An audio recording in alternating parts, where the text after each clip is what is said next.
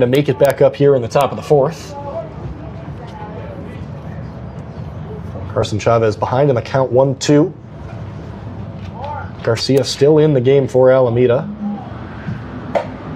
Goes to the breaking ball, misses high.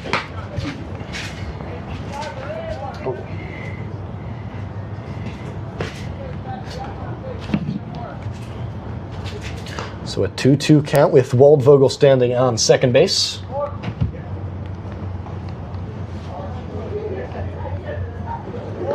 Garcia looks at the runner, now kicks and fires. Swung on, tapped over to third baseman.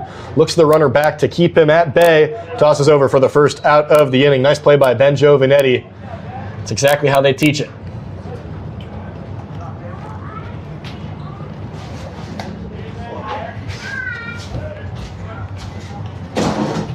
Shortstop number 11, Thomas Maher. Brings up Thomas Maher. Flew out to center in his first plate appearance back in the second. Has struggled so far this summer. 0 for 11 at the plate with 6 strikeouts. But is coming off a really successful freshman season at UC San Diego. Started 18 games, appeared in 23, and hit .254 with 14 RBIs. Takes the 1-0 pitch high.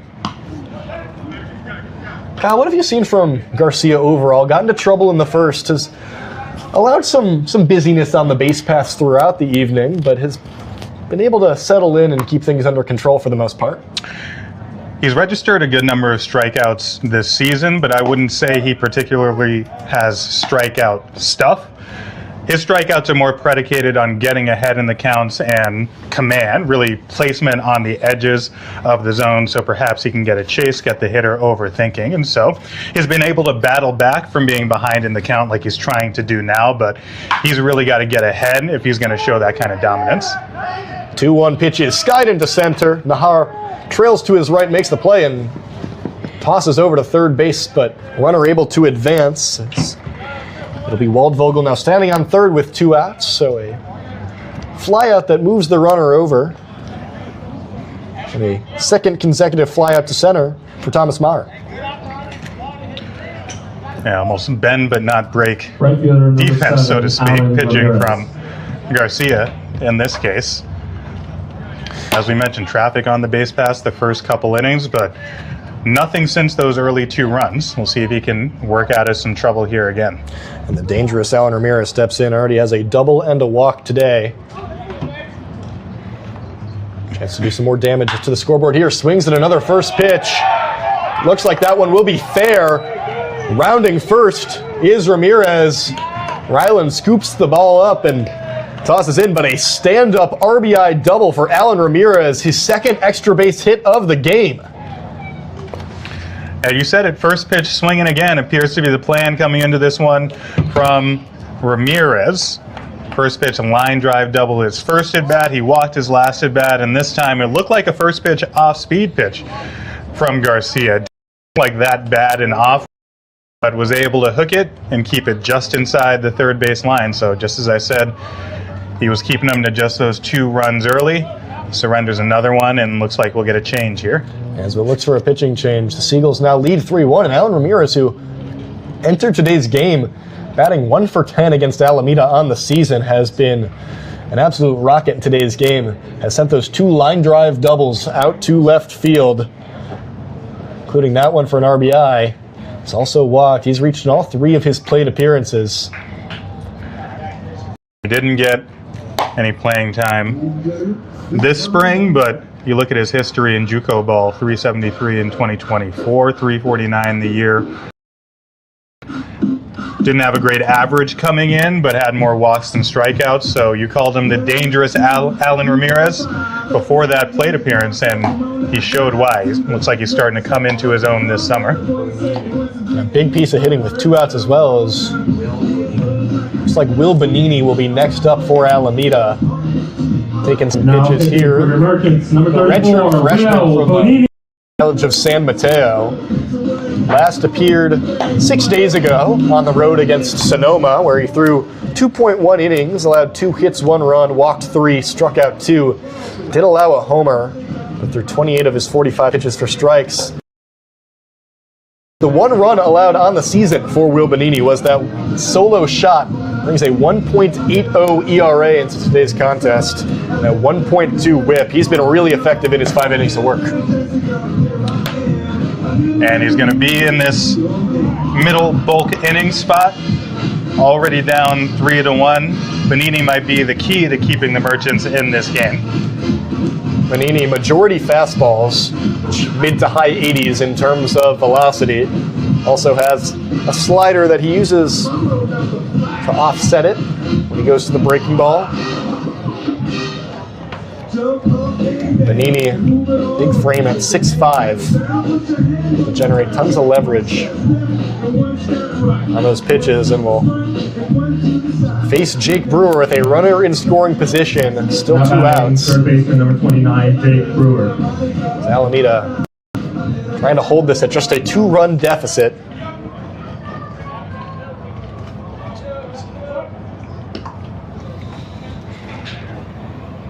Middle of the lineup coming up as well, so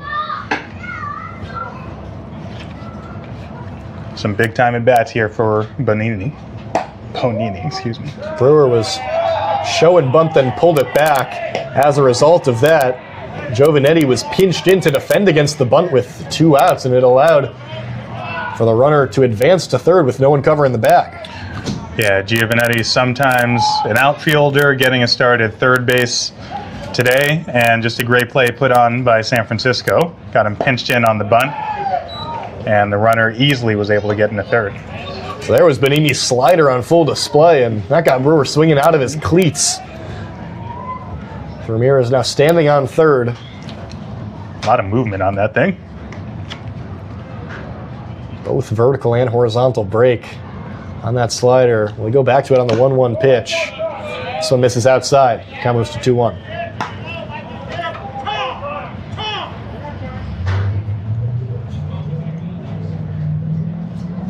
Looked like the bullpen pitcher for San Francisco misfired, and that ball trailed all the way and causing time to be asked for, so a slight delay.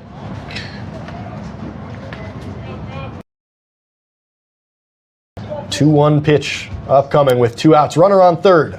Bonini fires. Sent. Seagulls started fast and aggressive, but they have settled into that place where working a lot of deep at bats. They really got the pitch count up for Garcia in addition to getting a few line drives off of him, and this is the improvement that you wanted to see coming into this game for San Francisco. The 2-2 pitch. Swung on and sent through the gap between the first and second baseman. That'll score Ramirez. And Brewer with a 2-out RBI single. A bit of a 2-out rally here in the top of the fourth. That was some impressive bat control being shown by. It looked like he tracked it really well. That breaking ball was darting outside, and he hands through the zone enough to make solid enough contact to get it through that hole between first and second. That was a nice piece of hitting. Brewer extends his reached base game streak to 5. So now Ben Koch up at plate. Takes the first pitch.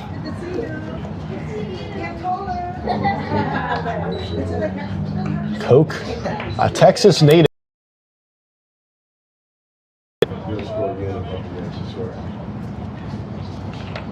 Had that RBI single back in the first inning. Flew out to center back in the third. Keep an eye on Brewer, trying to read Bonini. 3 for 5 on steals so far this summer. Might want to get into scoring position with 2 outs. Here he goes. Well, you predicted it, but Brewer's going to have to head back as that pitch was sent foul on a play.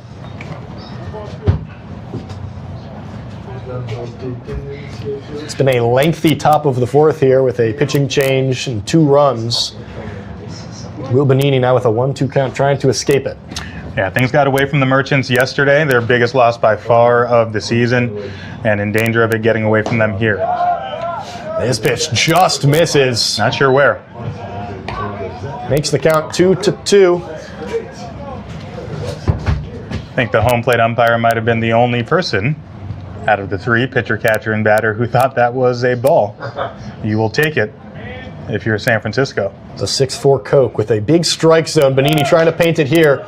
Instead, the pitch is swung on and sent out. Ryland chasing under it, makes the play for the third out. But a pair of runs come across for the Seagulls, who now lead 4-1. To the bottom of the fourth we go on the Merchant Streaming Network. There's one hot dog? One left. Okay, left one. Yes. Food or drink? 2 runs, 2 hits, 1 left for the Seagulls. We are heading to the bottom of the fourth. 4-1 Seagulls.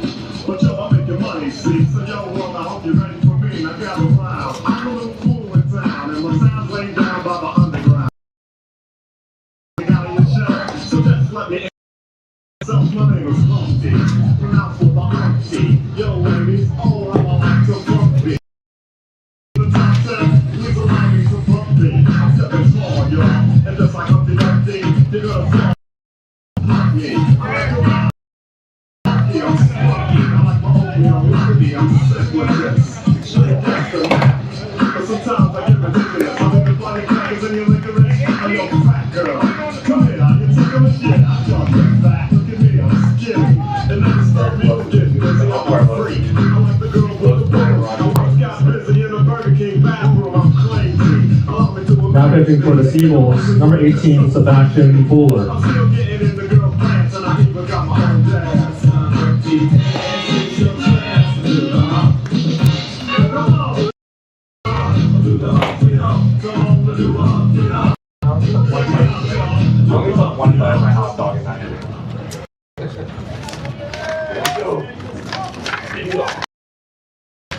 New pitcher in the game for San Francisco is the righty Sebastian Buller, the sophomore from 21.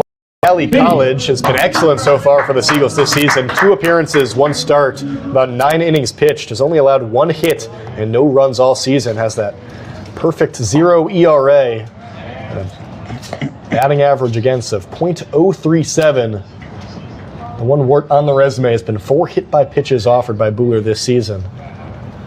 But he's been really hard for opposing hitters to get a hold of as Emmett Finney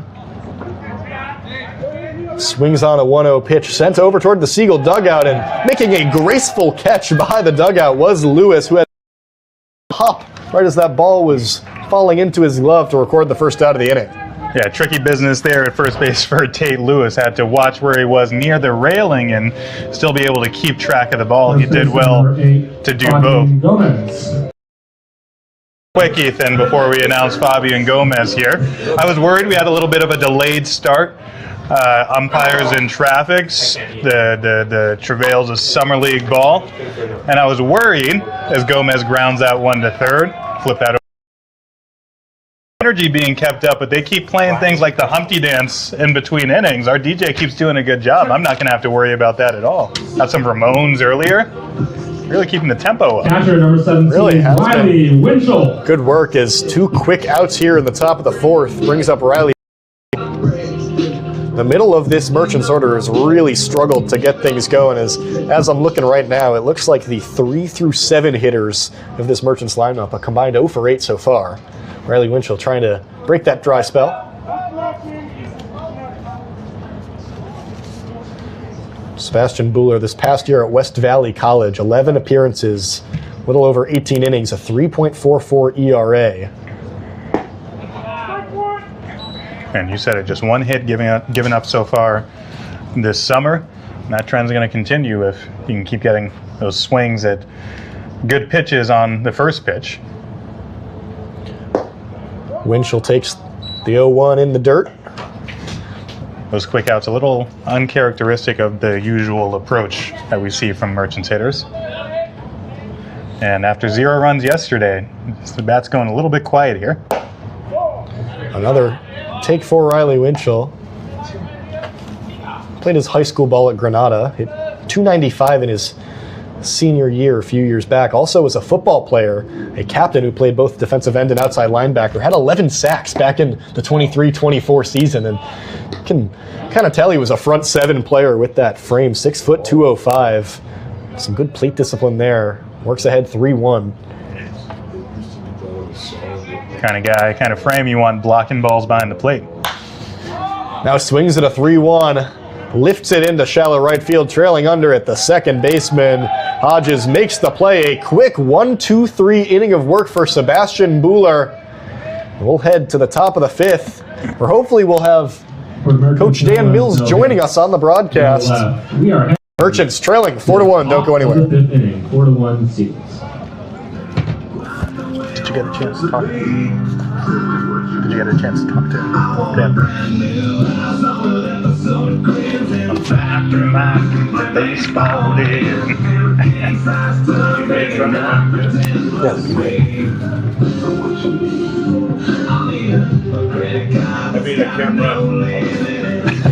Please don't.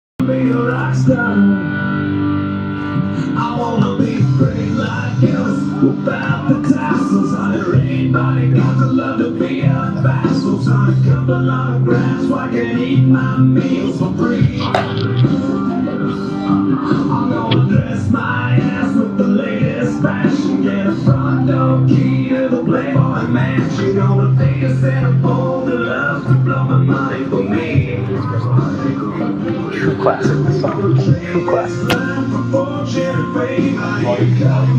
Back for the top of the 5th. Leading off for the Seagulls. 4-1 San Francisco still leads. Lewis. Dan Mills not here with us in the broadcast booth just yet, but should be on his way at some point during this 5th inning, as Tate Lewis will lead things off this inning for San Francisco. Tate's a first pitch strike from Will Bonini, who entered the game back in the 4th. He'll have to settle for me a little bit longer, but I promise no more cheese puns coming.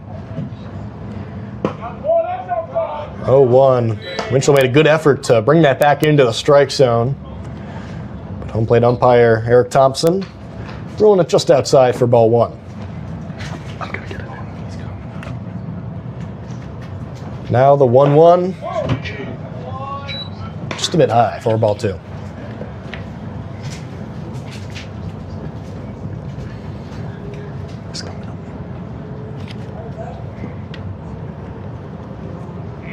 Bonini kicks and fires. Nice swing and a miss. Bring the count to 2-2.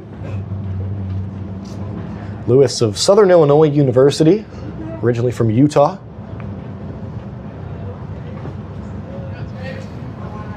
Hit .410 this past season in just 39 at-bats, but in 24 games for Southern Illinois for the Salukis.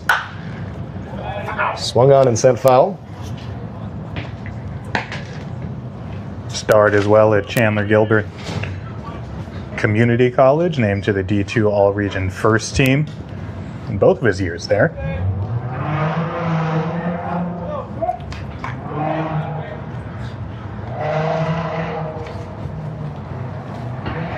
So now a 2-2 pitch upcoming for Bonini. Goes to the breaking ball and misses high. Alameda trying to generate some energy here. The defensive end on the top of the 5th. It's a great word choice. Bonini is one of the more deliberate pitchers, I would say, I've seen on the Merchant staff. Now the payoff pitch from Bonini. We'll have to do it again as Lewis spoiled it back out of play.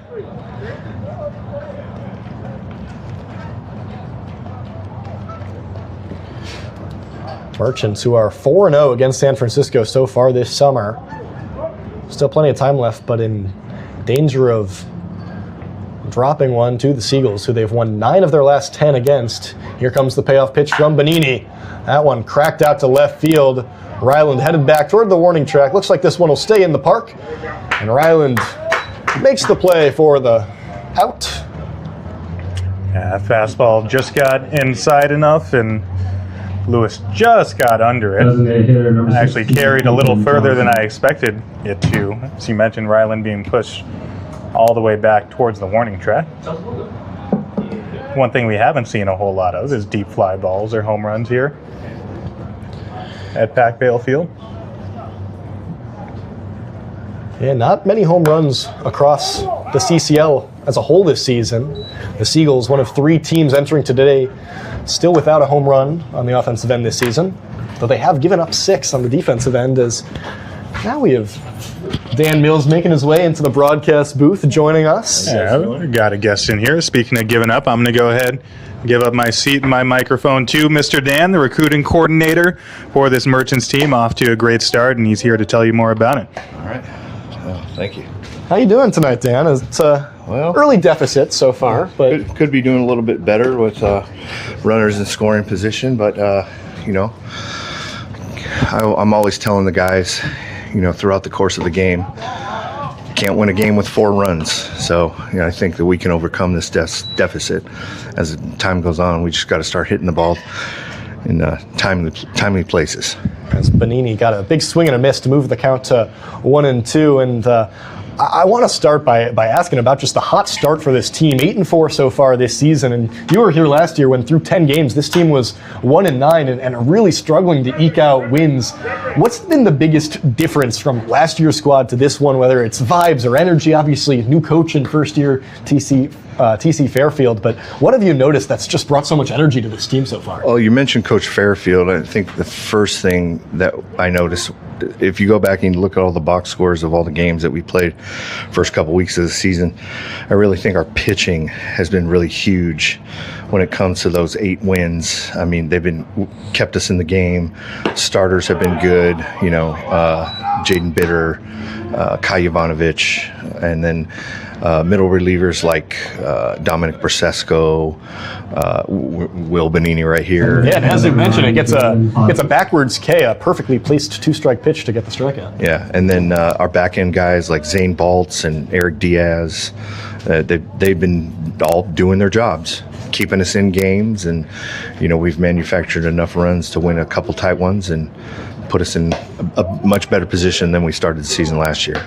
And even going back further than last year, you're a merchant lifer. You've been here for a while through ups and downs with this team. What have you noticed as this team makes its transition, currently an affiliate here in the CCL, and getting to play some of these high leverage games against some of these really great programs in the CCL North Division as the team tries to transition, maybe get full-time membership into the CCL? Just in your time here, in the decade plus, what's the growth you've seen from this program and organization? Well, you know, when we first started this, you know, back in around 2011, 2012, we just created it as a team for local kids, you know, from the immediate Bay Area, East Bay, pretty much Alameda, Oakland, Emeryville, El Cerritos, you know, kids that were playing college baseball, but, you know, they weren't going to go to the Cape or the Northwoods or, you know, big leagues like that, Alaska, but they just wanted to continue to play baseball. So that's how we first started it.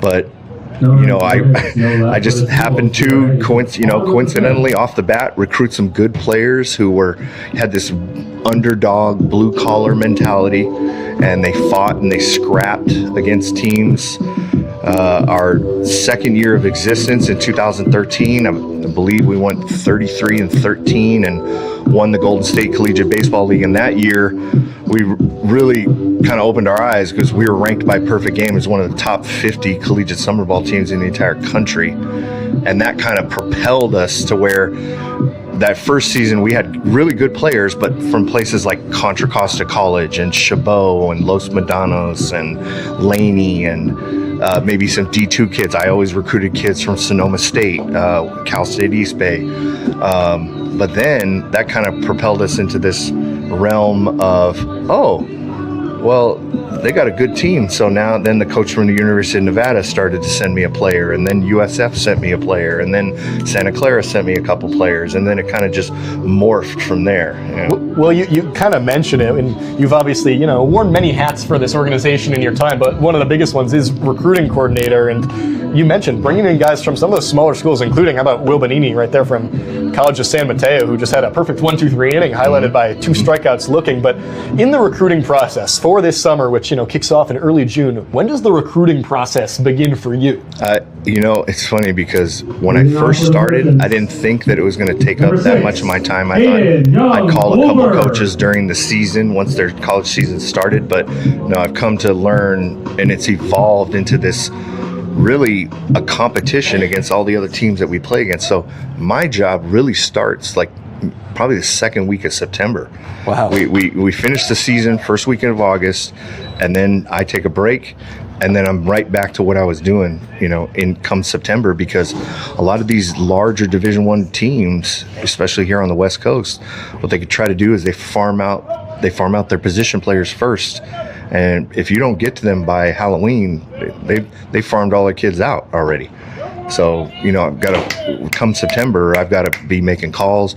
I'm going on visits. I'm traveling to places so I could, meet these coaches face to face and present myself and, pitch our program to them. You mentioned the traveling as part of it. I'm curious, where are some of the places you went to help field this year's roster? Oh, well, this year, like I said, last year, I wasn't asked to coach until the early spring. So, I was very limited in my handprint on the recruiting process for the team. I think I recruited maybe 4 players, but this year I made a promise to myself that I was going to change that. So starting in September, I flew to Honolulu to watch one of their fall ball games. I drove down to Santa Barbara to see a fall ball game between Santa Barbara and Pepperdine. I flew to Texas. I flew to Oklahoma City.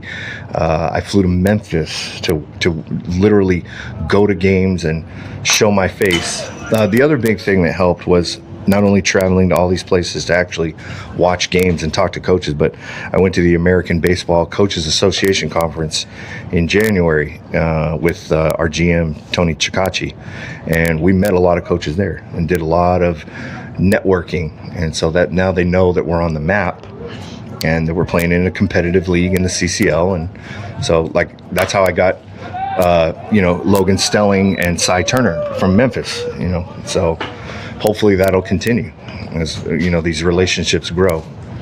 And so I'm curious, when you're, obviously a lot of these guys are homegrown from the area, they're coming home from the summer in the area, but when you're trying to make the pitch for, hey, come play with the Merchants this summer, rather than any of these other great teams, great organizations in the CCL in the North Division, what's that type of pitch you're making? Well, actually, over the past decade, one thing that we've prided ourselves on was early on when Coach Dean was coaching with me back in 2013, 2014. One thing that we were doing was we were trying to appeal to junior college players who were sophomores to try to play during the summer to showcase themselves, especially if they hadn't signed somewhere. So if they have a good outing, somebody pitches a great game against the Walnut Creek Crawdads, then somebody maybe at USF or Santa Clara will notice them and they'll move on. I'll give you a quick example. We had a second baseman, his name was J.R. Davis. He played for us for 2 summers. He hit over 300 both summers, led the league in RBIs, runs scored. He was running around here like Dominic Nahar before Dominic Nahar was born. And he ended up going to Oklahoma State. And he was from Contra Costa College, so, and now that the portal has reared its ugly head, some people say it's a benefit, some people say it's a curse, but what we do is that we'll go into the portal and recruit players and sell our pitch to them, saying, hey, you're in the portal now, right? You may not have played a lot at, say, Oklahoma State or Memphis. Come here and show out, show what you can do. Pitch good games against the Crawdads or the Santa Barbara Foresters or somebody like that. Or you come out here, somebody like Jace Jeremiah, who's in the portal from St. John's. He comes out and hits 400 in the CCL, and he's getting recruited already. You know, teams are coming out to watch him. We've already had calls from Pacific, Sacramento State, you know, USF, so on and so on and so on. And for you, as someone who's just around this team every day, that's got to be the best feeling, to be able to, you know, provide something and that experience, not only, you know, good game tape, but ideally, I know you guys are hunting a championship this year and an amazing experience. And that's something that I've talked with Coach T.C. Fairfield about, is that the main thing that you're trying to give these guys is an experience. But for you, it's just got to be so rewarding to have those guys come through your program, and maybe afterwards they go out to a bigger and better college and they have their success there. Yeah. Oh, I mean, it's truly rewarding. I brought up the example earlier of J.R. Davis when he went to Oklahoma State. He ended up being the leadoff hitter there that year, highest batting average on the team, and his team ended up going to Omaha College World Series. And I actually went to the games. He invited me to the games to watch, and I was just a really proud coach seeing one of my players out there on the field like that. And you know, we've had a bunch of guys move on like that to good schools, and they've played really well. I mean, I could cite probably 15 examples here, but yeah, it's a good thing. It's a good feeling to see them move on, and we want to help them do that at the same time as coaches. And our players too, we have that competitive drive within us. You know, it's natural as players who are around baseball. So we want to win. And one of the things we want to do here with the Merchants is we want to make our mark, because as an affiliate team, if we challenge for the championship and actually come away with it, I mean, that would be something that in the summer baseball world would be of national recognition. You know what I mean? It would be something that's never happened before. And I wouldn't even ask, because I know the goal of this summer is to go out and win a championship. And with that 8-4 start, certainly early indication is this team is every bit of capable of doing it. But obviously, you know, the guys on this team, some of the guys on the other teams in the North Division are guys that you probably had a hand in trying to bring over here to Alameda for this summer. And it's got to be a good feeling, whether it's some of the small school guys that maybe you had an eye for talent and they've been raking here so far this summer, or some of the bigger school guys. I was so surprised to see as many D1 and big school guys on the roster as has been this summer, and it's got to give you a lot of confidence going forward. And going forward, I got to ask, 2, 3, 4 years from now, where do you see this Alameda Merchants program headed? Well, I always tell the kids, because these kids who are playing for us, they're knowledgeable when it comes to like the collegiate summer baseball world. You know, they know about the Cape, they know about the Northwoods, they know about the Alaska League, the Kansas Jayhawk League, some of the stronger leagues in the country. So what I tell them is the objective of the team, and then obviously going forward, you asked the question, is we would be able to say, hypothetically, take a flight to Wisconsin, say, for example, take our Alameda Merchant jerseys off and put on the jerseys of any team in the Northwoods, and the fans in the stands wouldn't know the difference.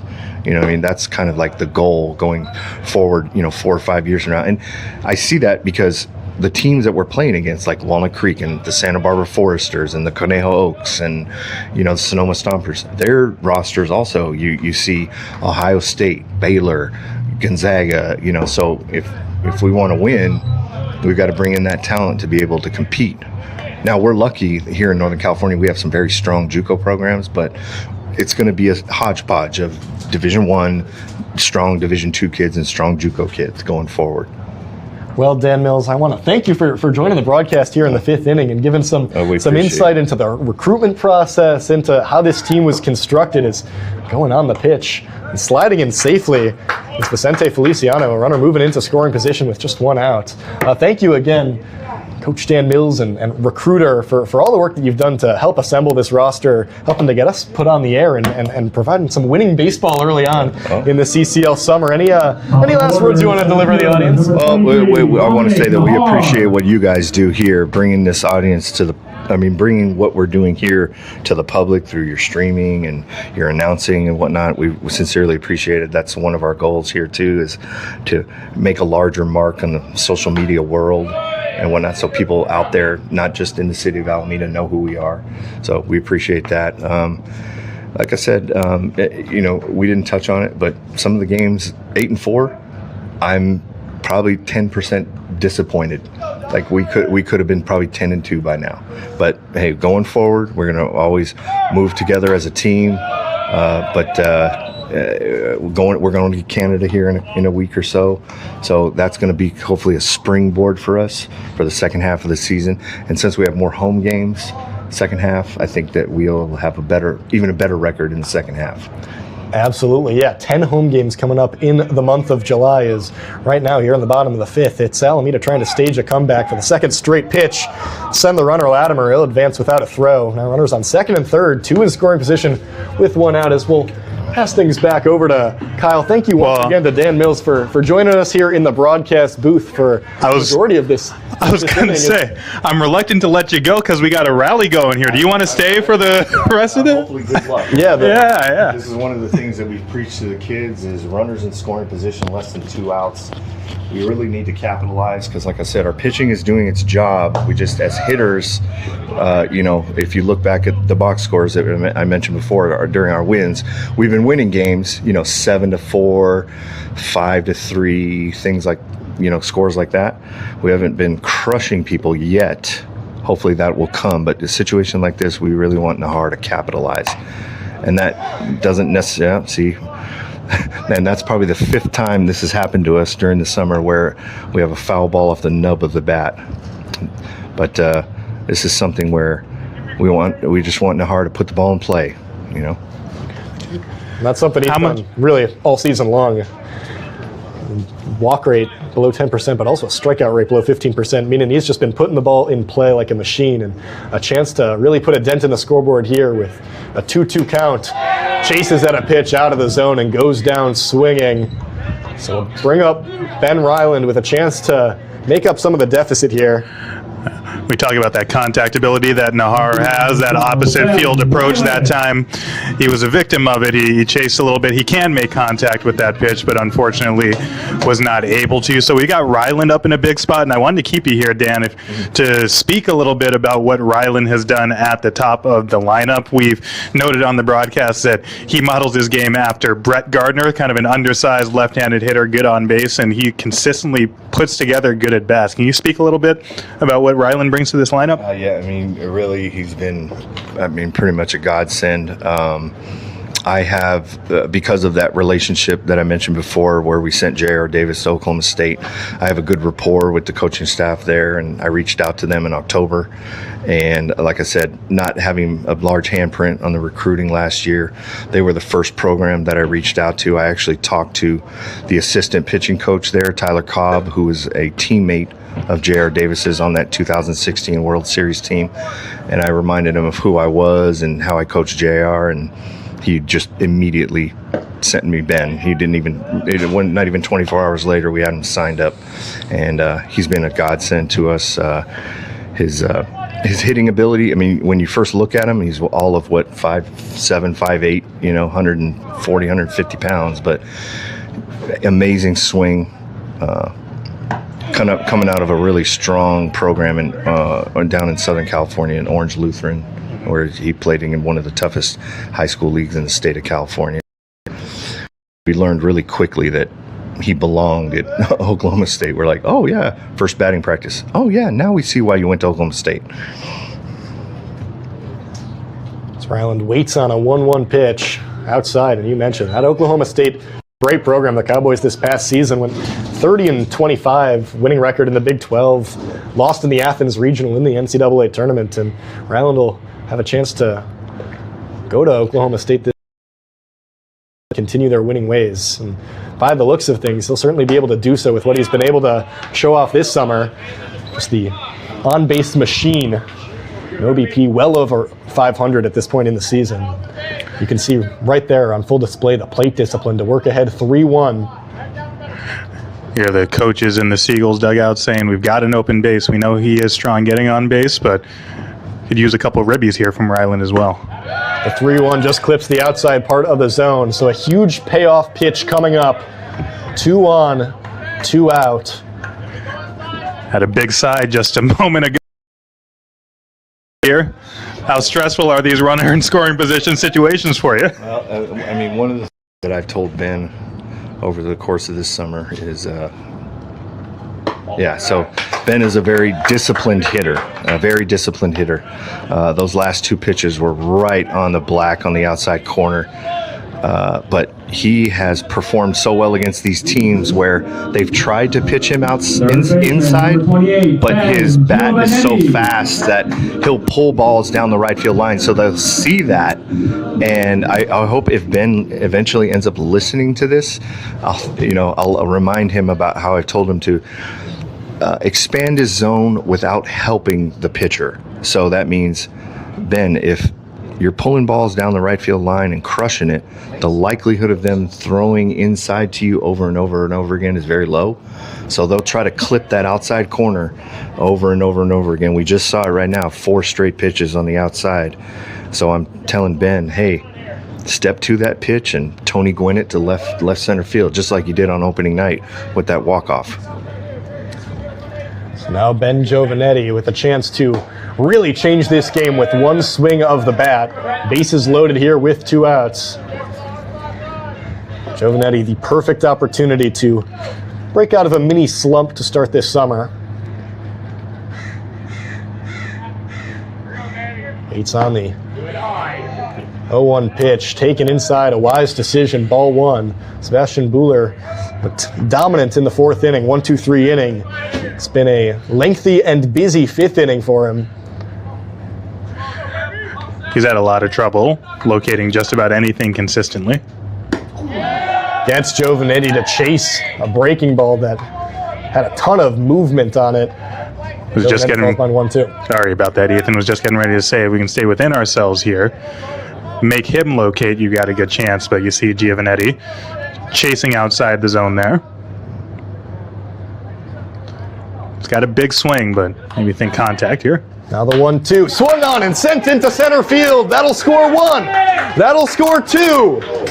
The center fielder, Koch, fumbled the ball. Bit of a pickle between first and second, but Giovanetti will retreat back to first base, and suddenly it's a 4-3 ball game. Ben Giovanetti, a 2 RBI single, and the Merchants are in business. And Dan Mills, I think you were a good luck charm. I knew it was a good idea to keep you up here, man, and credit to Giovanetti there. It looked like he might have gone off speed after he got him to chase on that outside pitch, and he did stay within himself. That was not a big hulking swing. He took that pitch right back where it came from, and it's good to see him in the midst of that slump that you talk about, be able to shorten up and have a little more of a contact approach. A huge 2 RBI hit there from Ben. That's what I'm telling guys in the lineup. I've been telling guys like Ben, Chase Dittmar, Ben Ryland, Giovanetti, Cy Turner, shorten up, middle, you know what I mean? Hit the ball where it's pitched. We don't have to pull those outside sliders down the left field line, And you saw right there, he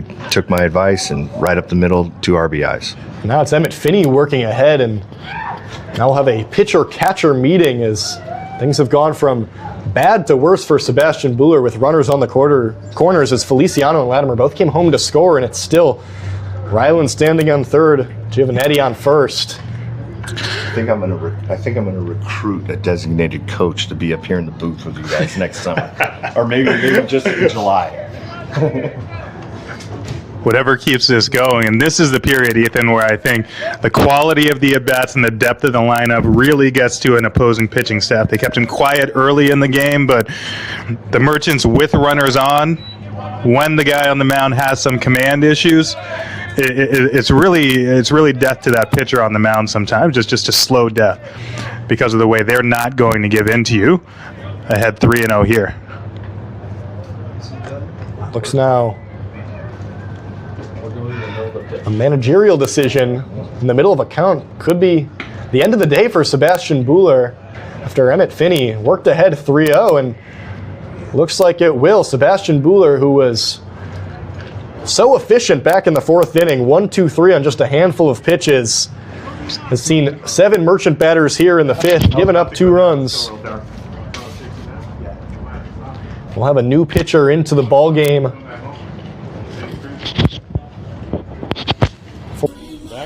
Better? Still dark?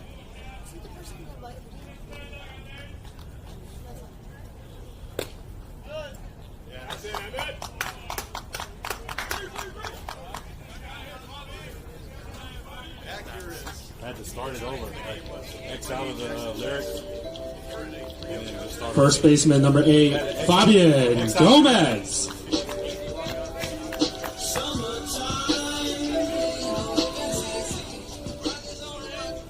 Now bases loaded. Fabian Gomez. Merchants already have 2 here in the bottom, 5th. A chance to do a lot more. Jackson Chesky. This is low for ball 1. Chesky. 4 appearances so far this season. 5.2 innings pitched for the Seagulls. 9.53 ERA. From on Chesky. 7 wild pitches already in the young season. With a runner on third, something you have to be aware of. Now kicks and fires to 1-0.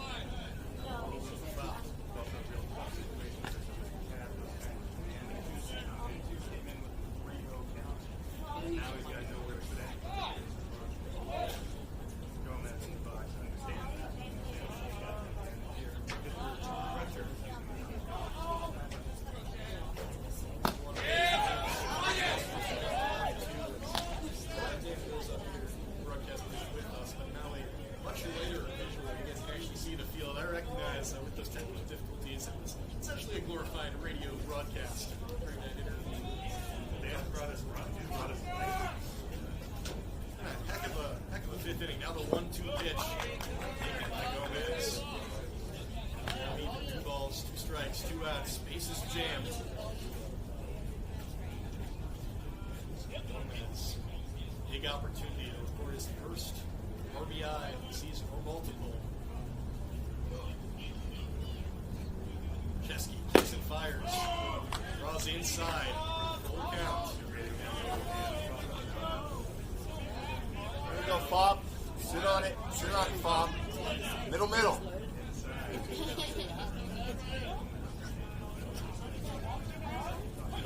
Now a crucial payoff.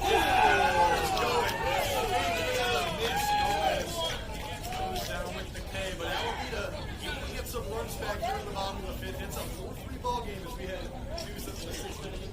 Thank you to Dan Mills, who 2 runs, 1 hit, 3 left for the Merchants. The Merchants put up a 2 spot. It's 4-3. We're heading to the top of the 6th.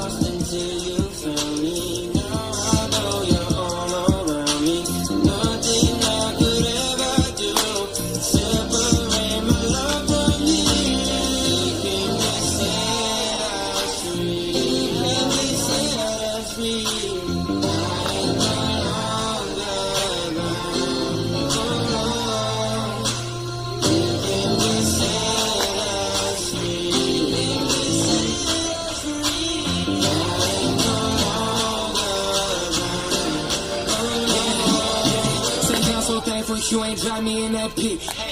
Saw my soul inside that fame and said that's it. You never faking the cold winner. I just came to ball with the gold winner. Fast forward, turn to a road runner. Spirit caught me here, go get it. Shed blood, give me lemonade on his cold bending. Pick me up. Always see me turning, always chasing after Vicky. Took me to his ground and gave me peace and chose to cleanse me up. Now I'm testifying of your greatness, this a different look. Go like me hitting hard, let's take it slow. Take a walk by the river and let you flow. Cause Lord, you are all I ever want. And all I ever want. I was lost until you found me. Now I know you're all around me. Nothing I could ever do. Leading off for the Seagulls, left fielder number 36, Jared Waldvogel.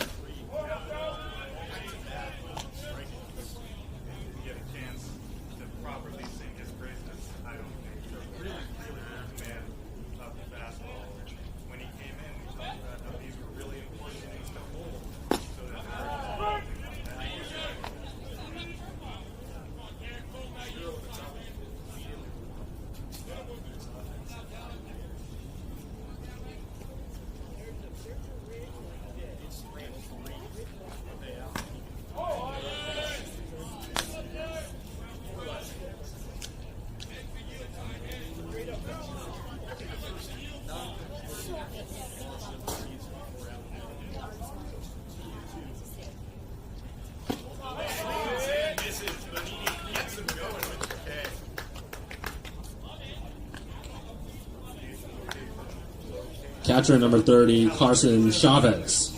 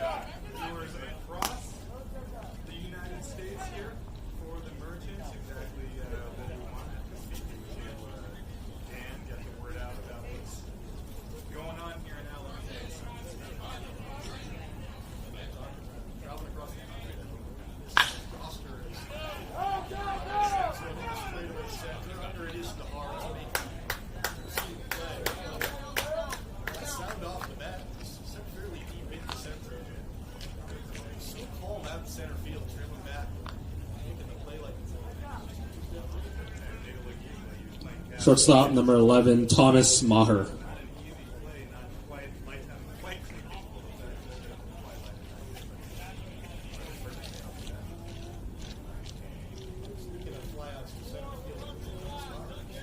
His first 2 plate appearances of the evening ended that way in the club of down at the Hard center field.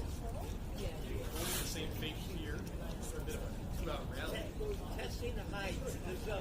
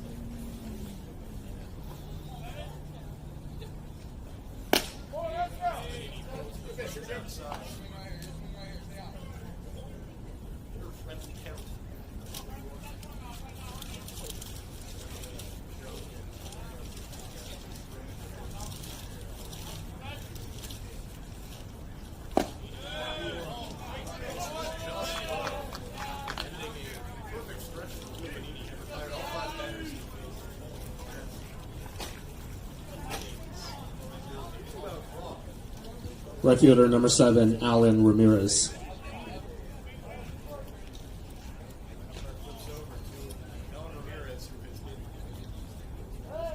And responsible for most of the damage on the opposing team's scoreboard.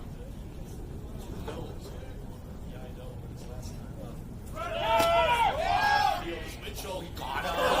Down to second base. Trying to steal.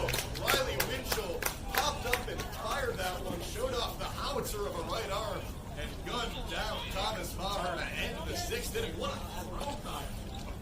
You said it at the same time. Or synchronized. Looking up here at the broadcast. That's how perfect that throw was. What a throw. No runs, no hits, no left for the Seagulls. It's 4-3 heading to the bottom of the 6th.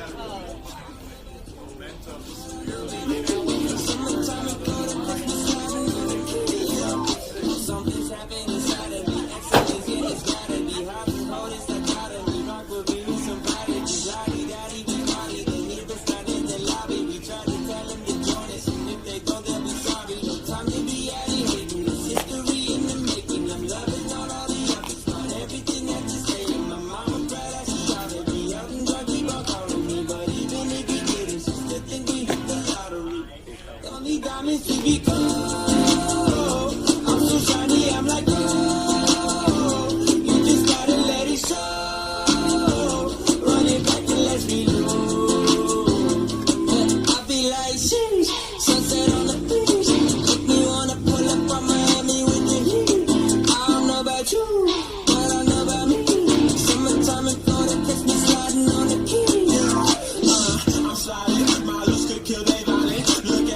look at me. I'm the captain and pilot. I'm on it, I'm in pilot. Don't ask me what the vibe is. I get the pilot, can't even put that shit down and ride it. Yes, shine.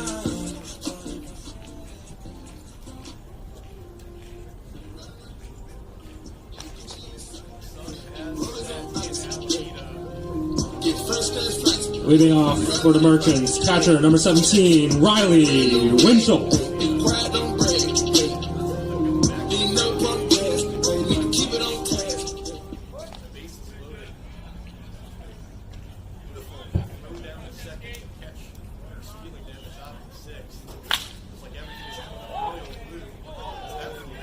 Jumped up on the second baseman, Hodges. Took a bounce right before it went into the glove of Hodges. Take a moment. Check on the second baseman. Push a little push on a sharply hit ground ball. Direction of the second baseman. Scary sight. Never like to see that. Those hops on their near infield moments. Actually, by surprise, that one really did take a strange hop moments before it reached the glove of Jim Hodges. There's been a few funky hops so far in this game. It's going to be a tough battle. If they get on second base, we don't mention that we had a game on this field before. Right fielder number 6, Hayden Young Goldberg.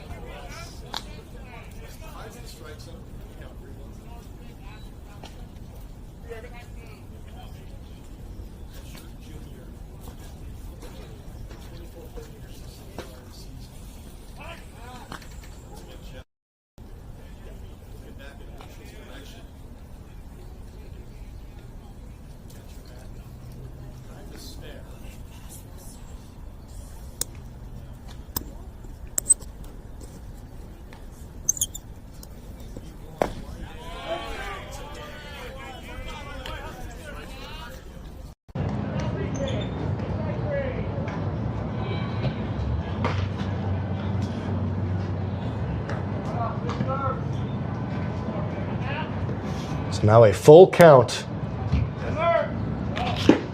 Swing and a miss. Runner goes and is able to slide into second in advance, but Hayden Young Goldberg, after working ahead 3-0, goes down swinging. 3 consecutive strikes. Great work by Jackson Chesky to get himself back into the count and record the out.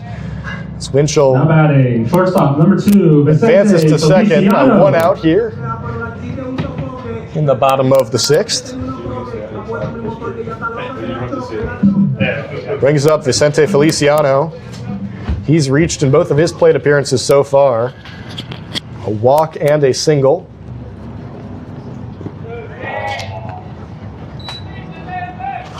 So far this season, joined the Merchants a few games into the season, so the 3-game series this weekend was some of his first everyday action as part of the Merchants lineup against the Seagulls. So 14 of his 15 plate appearances entering today's ball game come against San Francisco, so awfully familiar with this Seagull pitching staff as that pitch trailed in on him. Looked like it nicked a part of his jersey. So Feliciano will reach for the third time today, courtesy of a hit by pitch. It's a lot of free base runners that San Francisco has given up. Kyle, by my count, after things really got out of hand last inning, it was 4 walks last inning, now a hit by pitch here in the 6th. And that's fueled this Alameda comeback effort. Yeah, and this is more in line with what we were talking about at the beginning of the broadcast. San Francisco came out doing well. McGrady came out doing well for them on the mound, but Shefsky has not had a great time of it coming in command-wise. It's the 33rd time a Merchant batter has been hit by a pitch this season. That's the second most in the California Collegiate League. And those hit by pitches and walks, which Alameda ranks first and second in respectively in the CCL, is a big reason why the Merchants are so good in the on-base percentage category this season. Second in on-base percentage, while only being 6th in batting average, and that's made up for by those free passes to the base. Yeah, like I said before, if you can't locate against this Merchants team, it's just going to be a really, really slow death because generally they're not going to give in to you up and down the lineup, and they're good enough at the plate where they don't need the free base runners either, so you're just going to get into even more trouble. So now Shefsky trying to recalibrate after hit by pitch, an error to start out the inning. 1 out with runners on first and second. The 9-hitter Caleb Latimer up at the plate. He walked his last time up. Looked like he had been hit by a pitch while Dan Mills was here in the broadcast booth, but it was overturned and instead drew a walk anyways.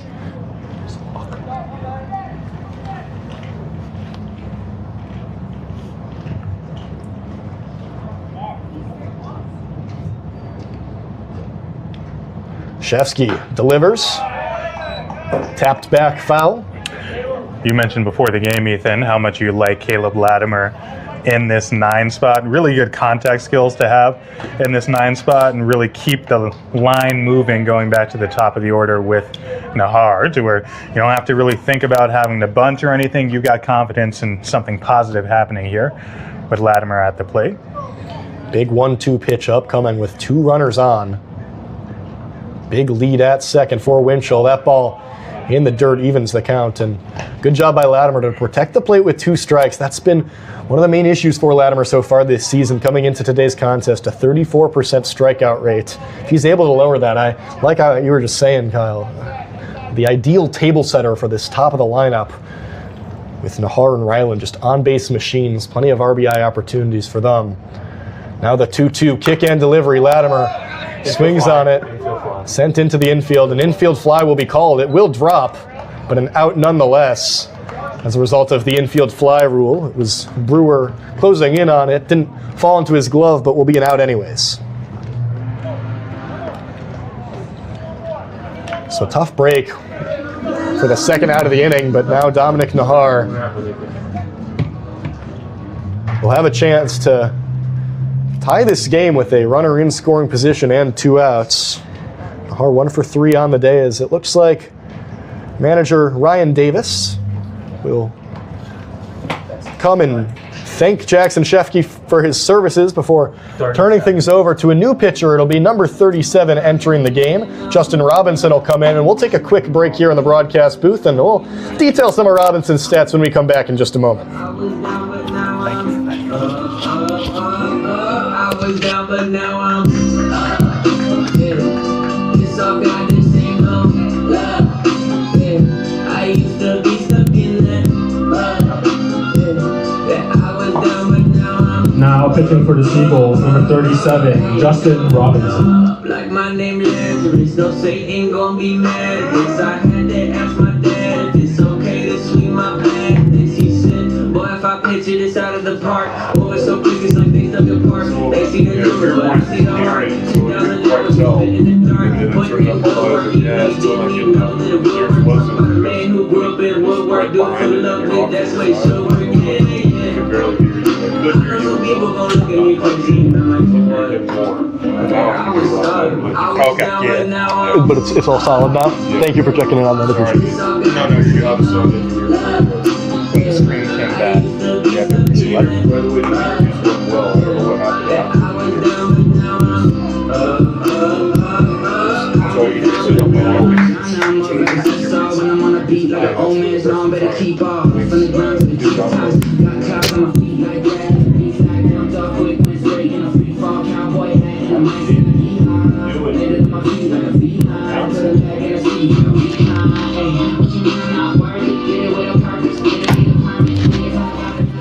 In the midst of the 6th inning, Alameda has 2 on base as Justin Robinson going to try and limit the damage. He's made 4 appearances so far for the Seagulls this summer, including 2 starts, 10.2 innings pitched, a perfect 0 ERA, and 0.61 batting average against.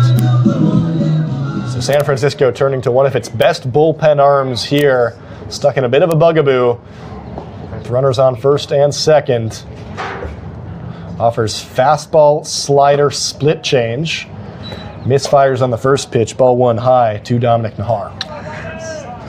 With the second baseman Hodges holding Winchell on at second base. A little bit of space open on the right side for Nahar. We know he likes to go that way. Nahar takes another pitch, this one low for ball 2. It's dead. A lot of heat, a lot of movement on that pitch from Robinson. Dove out of the zone, but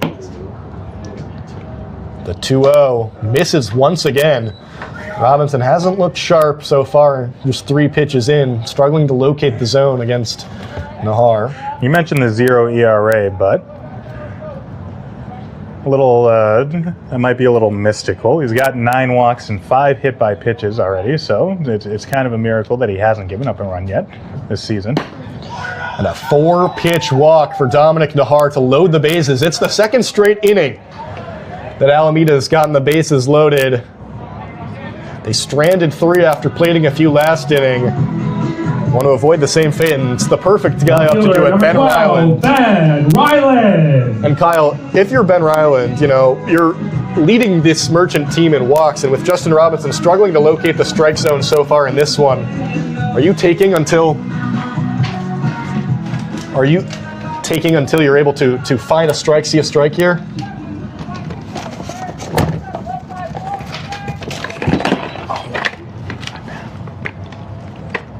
92 mile per hour from Robinson. Swung on the first pitch, sent into left field, and under it to make the play is Waldvogel. So a great chance wasted for Alameda. They strand 3 for the second straight inning and still trail by 1 after 6. My fault. I thought I was unplugging my laptop. Just grabbed the wrong one. No runs, no hits, 1 error, and 3 left for the Merchants. It is 4-3. We are heading to the top of the 7th.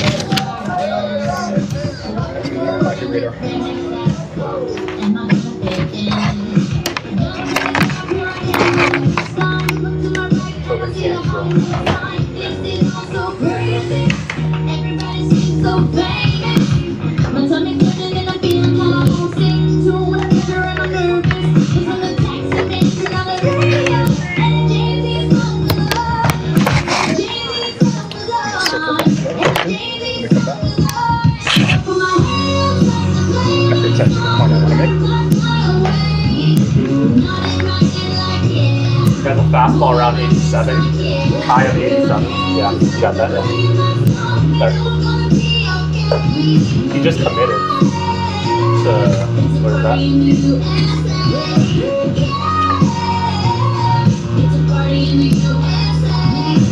Get to the club in my taxi cab, everybody's looking at me now.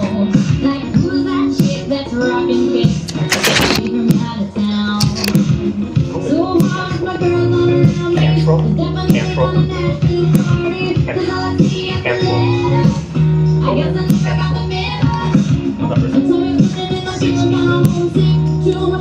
Now pitching for the Merchants, number 16, Tobin Cantrell. On the mound now for Alameda in the top of the 7th is the newest Central Arkansas Bear, Tobin Cantrell, the lefty who just recently announced his commitment, was previously at Chabot College, but will be moving up the ranks to go play at Central Arkansas this upcoming year. Cantrell, a 3.6 ERA entering today's contest and 18 strikeouts per 9 innings. Definitely has that dynamic movement with 2 strikes. Offers high 80s fastball alongside slider and changeup. And he'll face the top of the order here in the 7th as Ramirez will get a fresh count after Maher was gunned down to end the 6th inning. But had to go back to the end of the 6th inning, another missed opportunity for Alameda, and that's becoming a budding storyline in this game. It's a missed opportunity for sure. Also, that was a storyline in yesterday's game. They were shut out, but they had 13 left on base, as we mentioned. But I do want to point out, I didn't get a chance to answer your question, I don't think that was a bad decision by Ben Ryland to swing at the first pitch. He's got the bat control to stay behind the ball and go the other way, and he knows Robinson just walked the other guy, the last batter, on 4 pitches, so he knows he probably wants to come into the zone with a fastball on that first pitch, which Robinson did. Ryland just got under it and popped it to center field, but I don't think that was necessarily a bad decision. Just didn't work out. We are past 9 o'clock as the lights are shining down. Started a little bit later than expected, but full indigo sky now in Alameda as Cantrell able to record a strike, moving the count to 2-1 against Ramirez, who, as we've been mentioning, has been so dangerous. 2 doubles and a walk in today's game. Has come in to score, stolen a base, an RBI, and doing everything for the Seagulls. And now works ahead 3-1. Chance to reach base for the 4th consecutive time. Ramirez came in today's contest hitting 125 on the summer. Safe to say that'll boost after another walk here to kick things off in the 7th inning. Yeah, it goes without saying, a leadoff walk is not what you want, but another good at bat by Ramirez. Really like what I've seen from him at the top of this lineup. A couple line drives and a couple walks. I do like what we've seen from Cantrell so far, though. Obviously, you want to get the walks under control, but really good stuff, really good delivery. Looks like he might have the command to be able to work on both sides of the plate. Alameda's bullpen has come in and done a good job of quieting down the San Francisco attack.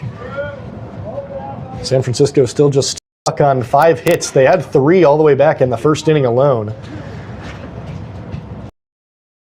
In both the 5th and 6th innings. Brewer sends one foul and out of play for the first strike of the at-bat.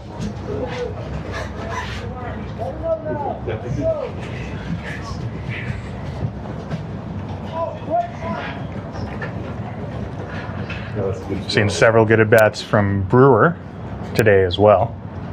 The top of this lineup for the Seagulls. Brewer bunted a runner over back in the 1st, had an RBI single in the 4th. That was a really good pitch, a breaking ball that clipped the top of the zone to get ahead 1-2. It's the command I'm talking about that Cantrell has the potential to show with his delivery. Cantrell the lefty kicks and fires as the runner goes. Winchell pops and tosses once again. That time, throw a little bit high. Winchell was quick out of his set to be able to hop up and toss it down, but not quite as perfect of a throw as it was back an inning ago. Yeah, fastball went high, which put Winchell in good position to be able to make that throw. Just a little too eager, and it sailed on him. 2nd stolen base of the day for Ramirez. It's the 4th stolen base overall for the Seagulls. Brewer fouls one back to keep the at-bat alive. And how about Brewer's stat line in yesterday's loss to the Crawdads? Not one you see often. 0 for 0, but 3 walks and a hit by pitch. Yeah. Stolen base as well. So reached base 4 times in yesterday's game, but won't see any boost to the average. As Cantrell readies and fires the 2-2, but Brewer just got enough of it to keep the at-bat alive once again.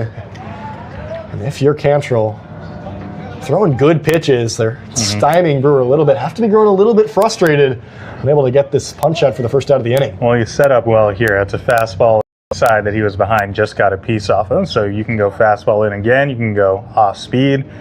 You got his timing off. You just got to execute. The 2-2 again. This one cracked up the middle. The shortstop, Feliciano, sliding in to make the play and tosses over. An impressive defensive showcase from Vicente Feliciano to record the first out of the inning. Runner does advance, but how about that highlight play from the shortstop? Yeah, Cantrell did not execute. He left that fastball up in the zone, but bailed out by Feliciano. A great first step going to his left up the middle, and the smooth turn to be able to deliver that throw to first base. And now they bring the infield in. Huge to keep that ball out of the outfield. Need another big out here. Now in the 7th inning, as you mentioned, Kyle, Alameda trying to keep this at a 1-run game, playing with the infield in as Ben Koch was showing bunt. We've already seen that once today, a perfect bunt with a runner on third that scored a run. Did that back in the 1st inning. Perfectly placed bunt down the third baseline, was able to leg it out and get to first and score Ramirez. And chance for some deja vu here in the 7th. Looked that time like a safety squeeze, not a suicide squeeze, so Merchants have a chance if they can field it. Shows bunt once again, but gets by him and waiting on a call whether that was a ball or strike. You would think. 1-1. Was a ball. To me, it didn't look like Koch had pulled that bat back in time. No, not at all. That's a gift for Koch, I think. The count evens, and he'll get another chance to lay down a bunt here with 1 strike, and he does. That time definitely pulled it back as Winchell, we've already seen that rocket of a right arm, trying to keep Ramirez disciplined on third base, who had a little bit too big of a jump, in Winchell's opinion, after that bunt attempt. Count now 2-1 on Ben Koch. I'm not so sure that last pitch wasn't a strike either. Looked like a slider. It clipped the outside corner to me, but a frustrating couple pitches there if you're Cantrell, I think. You could argue that Koch authored at the pitch before, and you could argue that that last pitch was a strike, so important conference here, I'm sorry, between Winchell and Cantrell and Giovanetti over at third base. Almost got the back pick there at third, so important for them to communicate about how they want to play this. So a 2-1 count for Cantrell, the redshirt sophomore. He's been nails in his 5 innings so far this season, trying to protect what currently is a 1-run deficit, but misses low and outside. Count moves to 3-1. We saw an interesting rotation on that play from the Merchants defense, with the shortstop Feliciano going to cover third for Giovanetti, who was charging. Gomez from the first base side was also trailing towards the bag. Yeah, you saw Gomez come in a little harder, a little further, just in case they can get him back at third base. 3-1 count once again. Misses low and away again. So Ben Koch draws a walk, so now 2 runners on with 1 out. Was that an instance, Kyle, perhaps, of being so scared of the bunt that instead you give up an extra base runner? Yeah, just what I was getting ready to say is the pressure that these situations can put on you in trying to execute. I think it caused him to overthrow 2 pitches, a breaking ball and then the fastball. Now the defense can sit back in double play depth. Maybe that pretends a little better command from Cantrell. Showing bunt once again. Winchell fakes the throw down to second, but they will let Koch advance. Always a risk of throwing down to second, that with a speedy runner like Ramirez, that as soon as he sees that ball leave Winchell's arm, he's dashing towards home plate. Instead, Alameda choosing to opt and focus on the lead runner. Yeah, and it's a tough decision, but Koch did not get that great a jump, and Winchell has a great arm. I'm not too upset if they want to throw down the second there, even conceding the run. You expect their offense to be able to come back from a 2-run deficit here. And now Cantrell's really struggling to find the strike zone. He falls behind 2-0 to Tate Lewis. You need outs here. Take the outs when you can get them. Lewis 0 for 2 with a walk, and a handful of misses from Cantrell will prompt a full infield meeting. They'll be joined by manager T.C. Fairfield to discuss strategy with 2 runners in scoring position, 1 out, and a 1-run ball game here in the 7th. And Cantrell not showing that ability to locate that I think he's got in him. I think that situation with the bunt definitely got to him, but just a little all over the place. Overthrowing, not finishing on a couple of his pitches here, and good on Coach Fairfield to go out and talk to him and talk to the entire infield. Let them know that, hey, plan A is to get that hitter out at the plate. And they should be able to believe in this team's ability to come back, believe in this team's ability to execute. This is not a situation with how good they are that should rattle them. And Kyle, this is also where those 3 runners stranded in each of the past 2 innings looms really large. As you could easily imagine a world where it's Alameda who's holding on to a lead right now rather than trying to just keep this at a 1-run deficit. Mm-hmm. Yeah, it would change how you play defense, could change everything this inning. Infield in here again. So Tate Lewis, with a 2-0 count was where we left off. Tobin Cantrell, the lefty, kicks and delivers, misses badly. 3-0 count. At this point, with a 3-0 count and a open first base, do you consider just walking Lewis and getting the force out at home? You definitely don't want to lay anything in there, 3-0. So if that's what happens, then it's not the worst case scenario.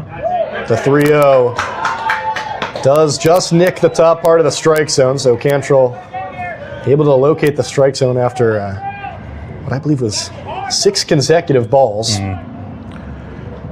I think you focus on just trying to execute your pitch. Cantrell's got good stuff. He's just got to execute his pitch.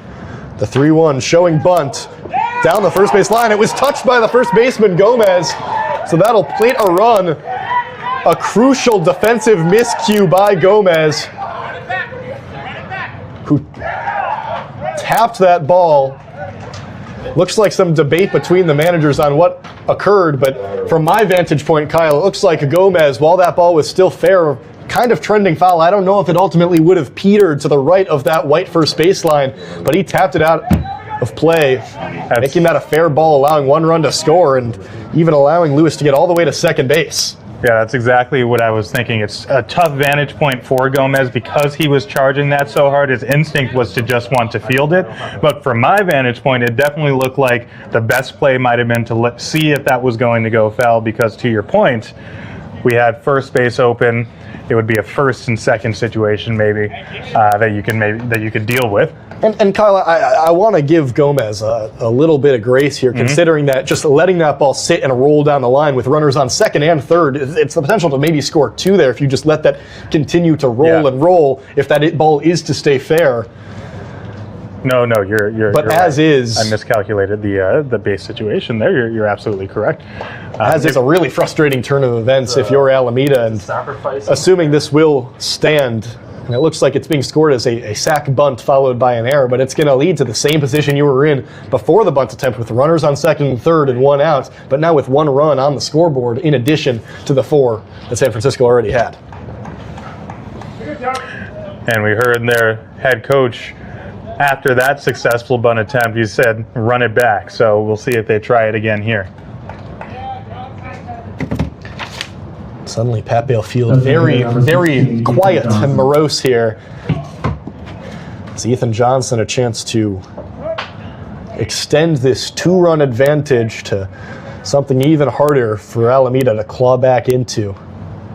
Alameda had a ton of momentum going after scoring those 2 unanswered, but after stranding runners with the bases loaded, and a tough top of the 7th where Cantrell has really struggled to find the strike zone. Some serious danger now for Alameda.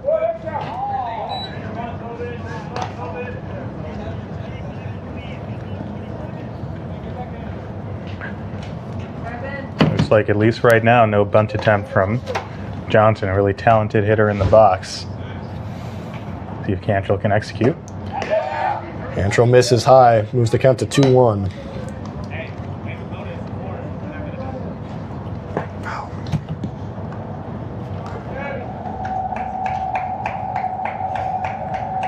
See if they go back to it. You do set up the force if he gets on base. They may want to avoid that. Swinging away. And Johnson sort of bailing out Cantrell there. That fastball was way up and in, but it was enough that he had the breaking ball out of the same slot the pitch before, and he got him to chase. So now a crucial pitch up here with 2 balls, 2 strikes, 2 runners on and 1 out to Ethan Johnson. That one swung on, lifted to shallow left field. It's going to drop in front of the left fielder. Ben Ryland was too shallow for him to be able to make any sort of play on it. And another runner comes in to score. Things have unwinded for Alameda here in the top of the 7th. And now the Seagulls lead 6-3. And they're not done. Runners on the corners with 1 out. Yeah, and just some bad luck there. But it's what can happen when you put a couple guys on via the free pass. And then you're susceptible to things like that. Crazy play with the bunt. He jammed him. He got another fastball inside. Similar one that Johnson had swung at the pitch before, but baseball gods smiled upon him on that one. And we'll have a pinch hitter now in for Jalen Hodges, who we saw come up a little bit injured after a ground ball nicked him a little bit ago. It'll be pitcher/utility pitcher Finn Whalen entering the game. Pinch hitting number 14, Finn Whalen. Whalen has been an absolute monster at the plate, outside of Brewer, maybe the best hitter on this Seagull team, hitting .381. That batting average leads the Seagulls in admittedly a small number of 21 at-bats. But his 2 extra base hits on the season, Sonoma State product. An effective two-way player. Swings through the first pitch and falls behind 0-1. Swings at the second offering as well, and this one fouled back, so Whalen enters and is quickly down 0-2. That was a good first 2 pitches from Cantrill. He threw both of those fastballs with conviction. Just needs to finish him off here.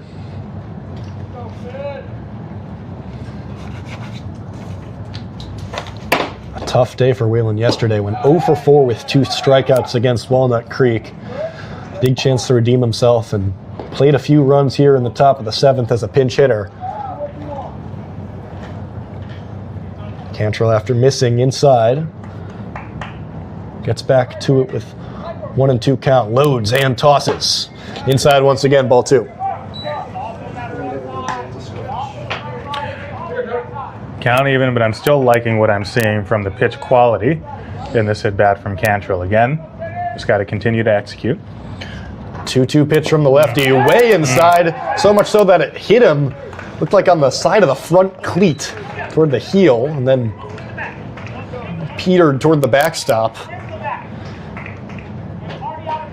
And after 2 innings where Will Benini was so rock solid for this Merchant squad, Tobin Cantrill entered here in the 7th and has had an outing to forget, Kyle. Yeah, just pulled that one. Just can't quite find the consistency with these pitches. Dan Mills talked about some of these pitchers' inability to finish inside, and we saw it with the breaking ball that was too far in, and then that fastball that he pulled all the way behind the batter. So unable to locate on both sides of the plate, and it's really hurt Cantrill in this inning. Now Derek Waldvogel, it's San Francisco now with the bases loaded and a chance to really do some damage. Waldvogel 0 for 2 with a walk today. Struck out in his last plate appearance against Benini back in the 6th. It's Whalen on first, Johnson on second, Lewis on third.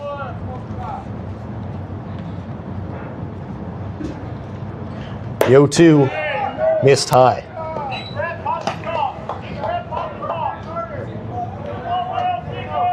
So 2 fastballs on the outside corner, then 1 high. See where he goes here if he tries to go inside again. Cantrill unloads. Waldvogel just touched a piece of that ball with the bat, enough to stay alive, but not much contact. No, not much, but back to the outside corner, so it gives him a chance to extend his hands. It's really tough when you don't have command of the breaking ball or anything on that inside corner to finish a hitter off in a situation like this. The 1-2 again caused Waldvogel to jump back.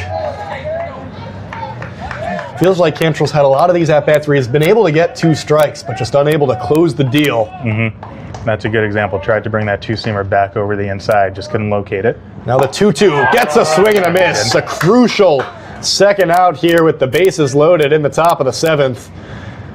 Alameda not out of the woods just yet, but a crucial step in the right direction. And we'll have another pinch hitter coming into the game.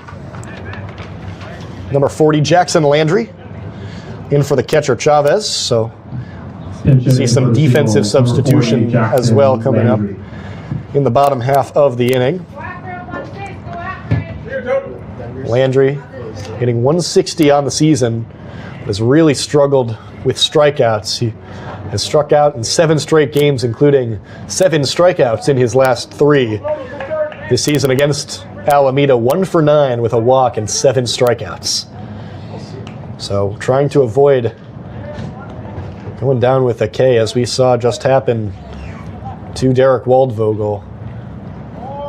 It's been a theme of the past 2 innings, is stranding things with the bases loaded, and now Alameda hoping they're on the right side of that exchange. It's Cantrell's first pitch in to Landry, in there for a strike. I understand you want to come in and try to time him as a pinch hitter, but I'm a little surprised, given his issues with strikeouts, that he didn't try to jump on that first pitch.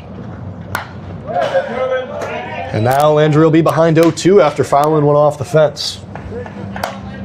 It's the story of this inning for Cantrell, Ethan. Can he finish?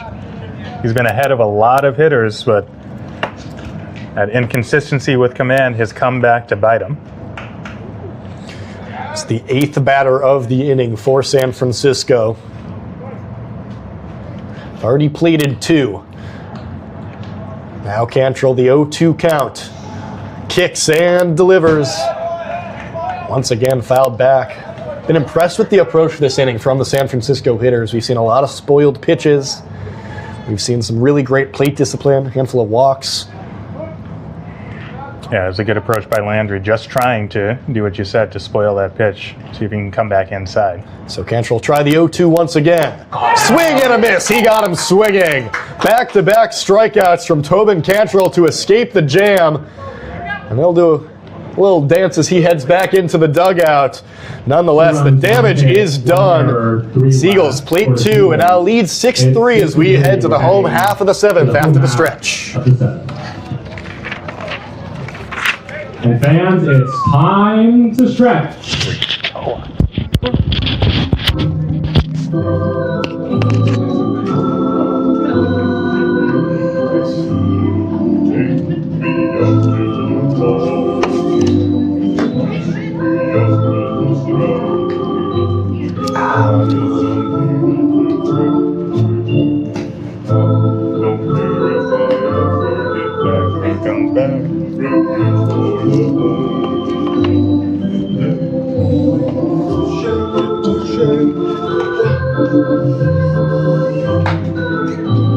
Kyle, say hi to somebody from SFC.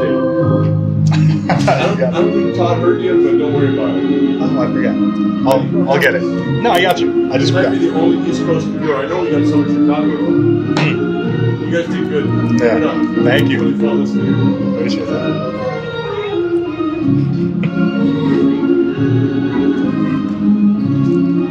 Be quiet.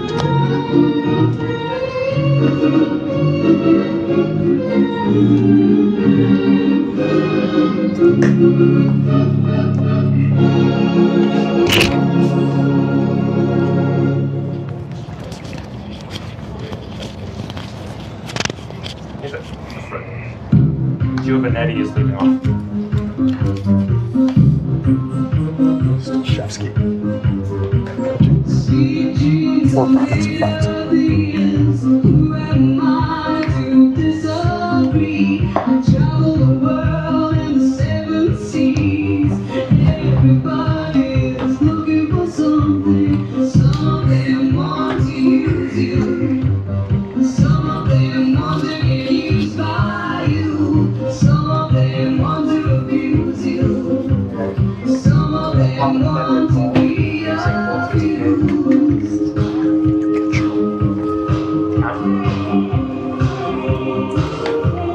It should be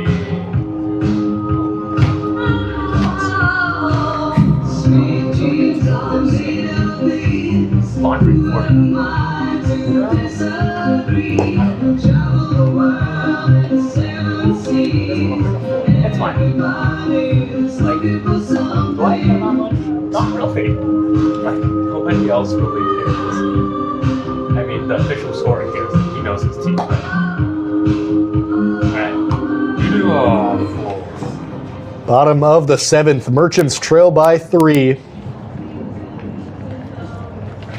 Leading off We for have the seen Merchants, third baseman, number 28, a lot of stranded runners in the past 2 innings, Kyle. A bunch of bases loaded situations that did not turn into runs.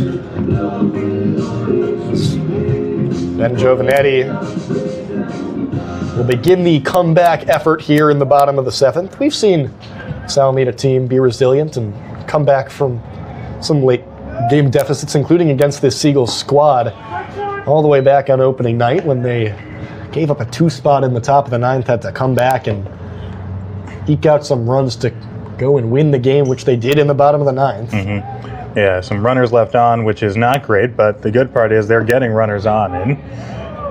You'd like to think if they can continue doing that, that they'll have a good chance to get back in this one.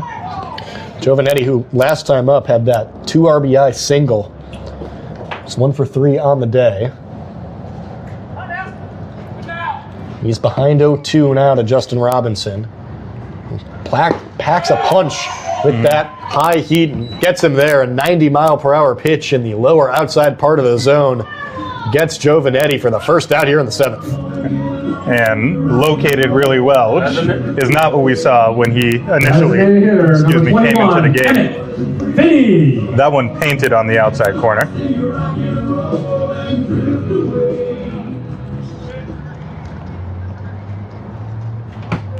So Emmett Finney now up. He walked in his last plate appearance, a 4-pitch walk. There was a pitching substitution mid-at-bat.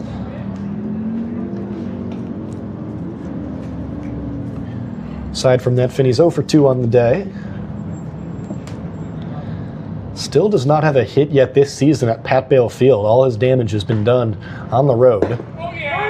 And another Merchant hitter will fall behind 0-2. Mm-hmm. You can see how dangerous Robinson is when he can locate. You hear the pop of that glove on the fastball. Got a lot of heat. The 0-2, swing and a miss. Another 90-mile-per-hour pitch warrants a strikeout. Justin Robinson has looked dominant since entering this game. You don't see a whole lot of swings like that from Emmett Finney. He had no chance on that fastball. First baseman, number 8, Fabian Gomez. Brings up Fabian Gomez.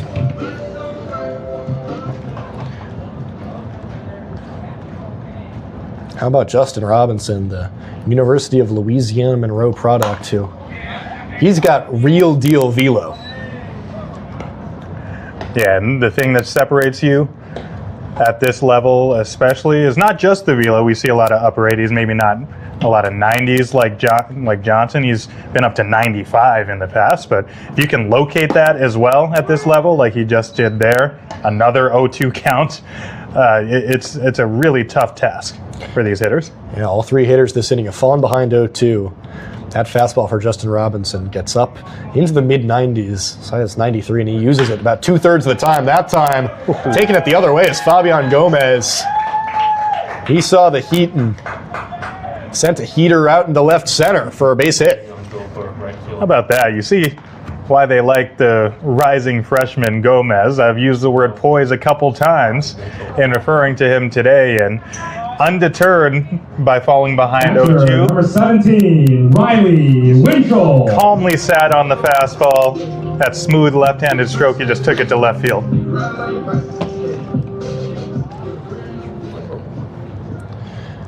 So it's Riley Winchell, who last time reached on an error by the second baseman Hodges, who has since exited the game completely. It's Ramirez who's moved over to play second base. It's Jackson Landry now out in right field. Once again, a first pitch strike for Justin Robinson. Has been so good at getting ahead of these at-bats. And once again, an 0-2 count. This time Riley Winchell, who took a big hack at a pitch that trailed into the dirt. And after all these fastballs, it's a little cruel that he can pull out a breaking ball like that. 0-1. How to be ready for both pitches now. So now the 0-2. Winchell takes that pitch. And a good take there. You got the check swing. They're definitely sped up with the fastball right now, so tried to tease that breaking ball outside, well outside. Winchell did good to hold up there, but he's going to have to continue to earn his way back in this at-bat. Winchell trying to start a 2-out rally here. Gomez singled. Another good Winchell, take. 2 consecutive really nice takes. Robinson's been dealing, and neither of those were easy pitches to take. No, and that's how you earn your way back in. You earn yourself back to the fastball potentially here. Got to catch up, got to maintain that discipline. So now the 2-2. Robinson fires 92 miles per hour, but just able to catch up to it enough to tap a piece of it foul. And just trying to stay alive there, clearly, just barely got a piece of that fastball. If Winchell can get on here, we know that Robinson has lapses with his command, so see how much fight he's got left in him. Robinson looks over at Gomez on first. Now resets before the 2-2 pitch. Tosses in there, goes to the breaking ball. Took about 15 miles per hour off that one and located it perfectly. It froze Riley Winchell, and it'll end the 7th inning. Jeez. What a display for Justin Robinson. 3 strikeouts here in the 7th inning. 1 hit, 1 left. And the Seagulls We have hold on to that 3-run lead. We'll head to the 8th on the Merchants streaming network.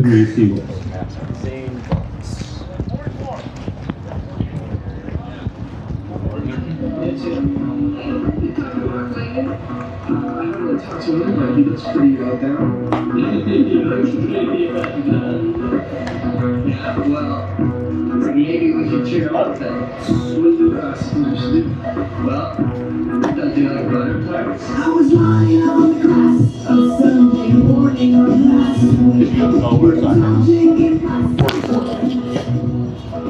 Now pitching for the Merchants, number 44, Zane Bolts.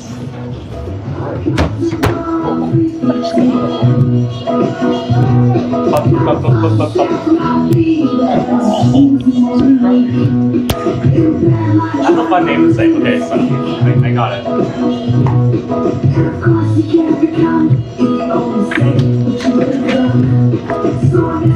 One flamethrower to another. That's really nice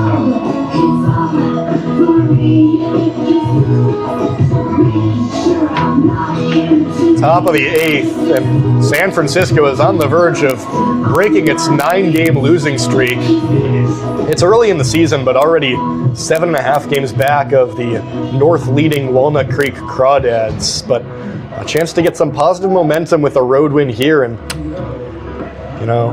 already 4-0 on the season is Alameda against this Walnut Creek team, but in this 9-game losing streak, it's been a real struggle for San Francisco. Not just a losing streak where they've lost some close games, but their average margin of defeat in those 9 games is over 9 runs per ball game, and that includes a 24-0 shellacking that happened about a week ago.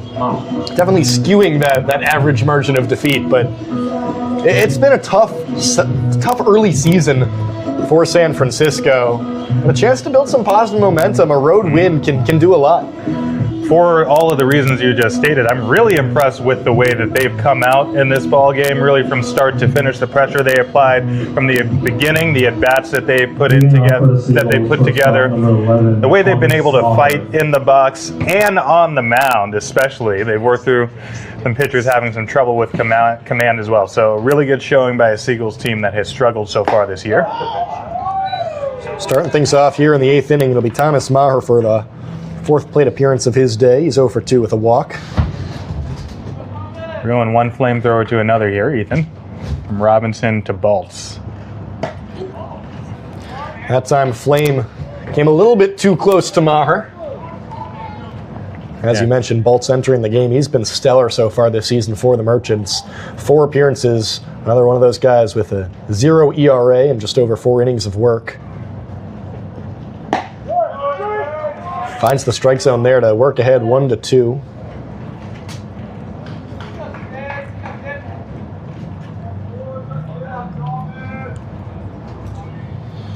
Maher was the only Seagull who didn't get a chance to bat in the 7th inning, as he pokes one foul to keep the at-bat alive. Yeah, just like when Bonini came in earlier, it's a really important inning here for Bolts to hold this at a 3-run lead. Just a couple innings left, couple opportunities left for the Merchants offense. A lot tougher if it gets to a wider margin than 3. Yeah, 3 is doable. Anything more than that, going to take something special for Alameda to stage a comeback. Already lots of work to do with the 6 remaining outs for Alameda, but Kyle, you're absolutely right. They need to keep this scoring margin where it is, and that'll help. Bolts gets Maher with a swing and a miss. Beautiful pitch, beautiful location from Zane Bolts. As the great Ray Fosse used to say on Oakland A's broadcast, put that down as an NC, no chance. Alan Ramirez. Blew the fastball by him. So Alan Ramirez now has a chance to reach for the 5th time today. 2 walks, 2 doubles, 2 stolen bases, 2 runs. He's been really effective today. Obviously, if San Francisco is going to turn it around this season, they're going to need guys like Alan Ramirez to keep up this hot streak at the plate. Been really impressed with the at-bats from their top of their lineup. Ramirez, obviously, but Brewer, Koch, Lewis, they've all shown well at the top of this lineup, and you see it with Ramirez. It's not easy to lay off those fastballs up in the zone, but he's real comfortable up there. That wide open stance. Bolt steps off before the 2-1, and he'll reset. Do we check him? 2-1 is splintered out into right field. Trailing back is young Goldberg, but he's unable to make the play. It gets over his head to the warning track. That'll be the 3rd double of the day for Alan Ramirez. Have yourself a day. Alan Ramirez just continues to break the hearts of Merchants fans. This one a double with 1 out here in the 8th. You saw that high fastball a few times, including a little check swing on the pitch before, just timing it up, and he times it up well there. He did get under it a little bit. It was probably not the ideal route from young Goldberg because he was there in time, but by the time he got there, it was just over his outstretched glove. You probably want to take a little more of a circuitous route there, but a tough read from where that ball was hit in right field. And Kyle, that's the first hit Zane Bolts has allowed all season. Wow. In just under 5 innings of work. He's given a few passes on walks, but it's the first time we've really seen a batter get a hold of Bolts, and that one went probably about 340 feet out into right center field. Certainly did get a hold of him, as now Jake Brewer swings through a 1-1 pitch, falls behind 1-2, as it looks like there's some fireworks happening out in the center field skyline. Not sure if our cameras are picking up on that. You are correct. A little early 4th of July action. Hoping for some of those fireworks in the bottom of the 8th, bottom of the 9th, maybe. It's a seamless transition. That's good work. As bit of a awkward exchange on that ball coming back to Bolts, but runner unable to do anything with it. Yeah, no, those fireworks those are the real deal. Just peeking over the tree line in center field. Big opportunity with a 1-2 count against Brewer. 1 out. Bolts kicks and fires. That one chopped softly and just took an absolutely rancid hop over the glove of Giovanetti. It'll score another, and Brewer is in safely. I mean, that's as bad of a bounce as I've seen, Kyle. Just was smooth all the way, and then right as it hit the lip between the grass and the dirt, just took a really unfriendly bounce. Yeah, and you can nitpick and say maybe you don't want to go down for the stab there. Maybe square yourself up in front of that ball, especially with some of the tough hops that we've seen. But you're right, you used the word rancid. It's a good word. Just took a hard right turn Center fielder under the number glove, 25, Ben and Cook. that's kind of the way things have been going for the Merchants defensively tonight. That'll be the first earned run, I should say, that Zane Baltz has allowed this season. Comes back to Ben Koch with a first pitch strike. Oh. Single. And it's a shame for Baltz because he has pitched very, very well in this inning. Ramirez did get a hold of one, but got under it slightly. In that pitch, he jammed the hitter, and nothing to show for it.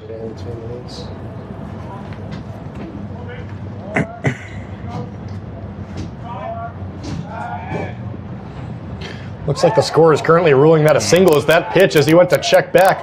I don't know if that got the leg of Latimer or if that was off of the leg of Brewer, but either way, another bad bounce. That one spits out into shallow right field, and Brewer's able to advance to third. It's been a handful of just tough breaks, bad bounces in the late stage of this game for Alameda. The 1-1 popped up foul. Far out of play.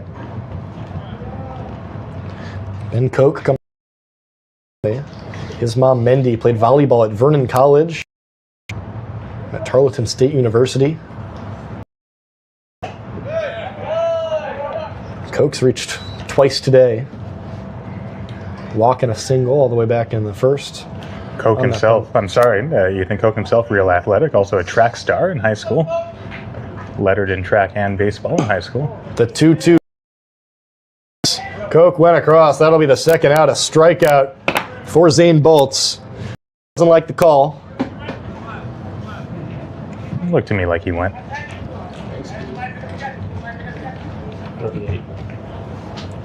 We'll bring up Tate Lewis. Tate Lewis. As we mentioned, the Seagulls trying to build some positive momentum. Up next for them, they hit the road to take on the Legends tomorrow before coming back home to face the Merchants once again. That'll be the 6th game in 17 days between these two teams. And then after that, they get to take on the Philippines Baseball Club of the South Division. That's the one team who entered today with less runs per game offensively. Gotcha. Yeah. Suffice to say. Important defensive plays that we've seen tonight. Really want to point out that Baltz has been really, really good this inning and locating to both sides with multiple pitches. Lewis, in his last time up, reached on an error on a bunt that was going down the first base line. Fabian Gomez tapped it foul. 2-1 is high. You can just hear the snap of that ball when it goes into the catcher's mitt. You are certainly right, going from some real deal heat, but also some impressive command for both of them and some breaking balls. That velocity this time, Baltz was unable to locate, and Lewis gets aboard with a walk. Yeah, file that under a bad announcer jinx. As soon as I talk about his command to both sides of the plate, he loses them on a couple fastballs up and in danger of things snowballing 16, Ethan Johnson. a little bit here. He's going to have to buckle down. I just said mobile ground ball with this. So Ethan Johnson, he steps in for the 5th time today. He's 2 for 4, 2 RBI singles.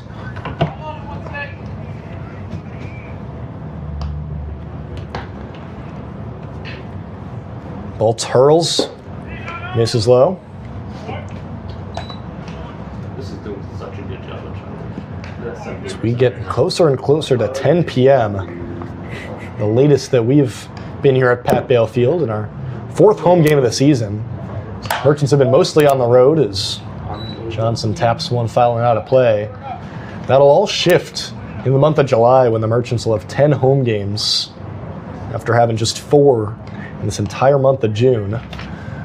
While talking about upcoming schedules, we mentioned it for San Francisco. The Merchants, meanwhile,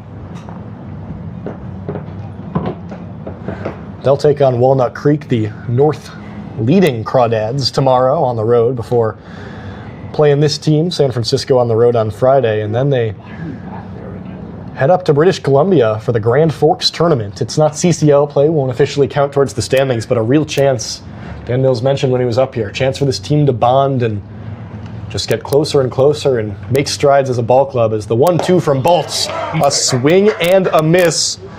Baltz able to record 3 strikeouts to get his 3 outs, but the Seagulls able to plate another run. We got a football score here after 7 and some change. It's the Seagulls who lead 7-3. We head to the bottom of the 8th on Merchant Streaming Network. 7-3. We're heading to the bottom of the 8th.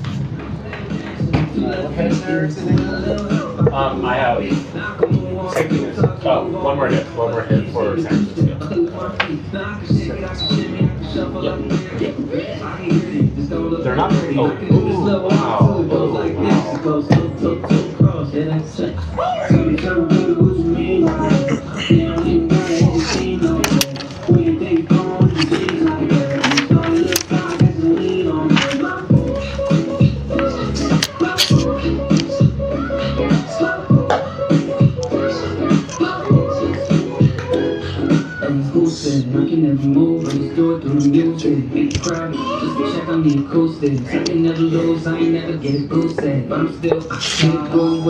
They have 3 years. I'm finding the other years. I'm not finding the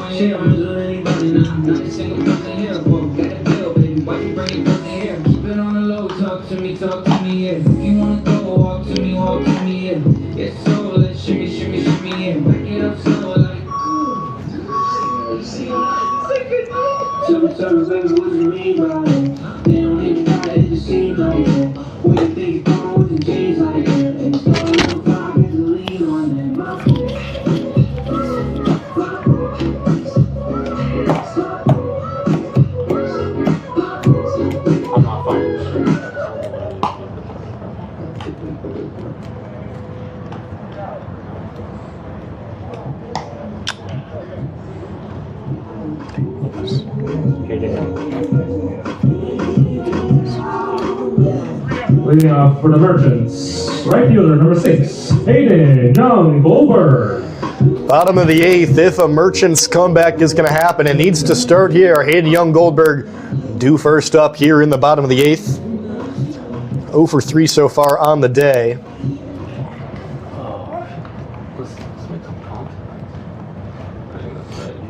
Young Goldberg didn't play in yesterday's game, but has really been struggling as of late. Came into today's contest hitting 158, and since the first pitch, foul Don't hit my camera. sneaks right into the Merchants dugout.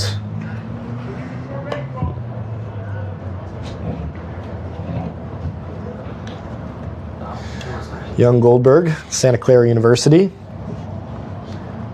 Played for the Swiss national team. Also, in 2023, played with the Zurich Challengers, where he almost hit 400 and started at first base when Switzerland first made the European Championship in 2023 and led that squad with 10 hits.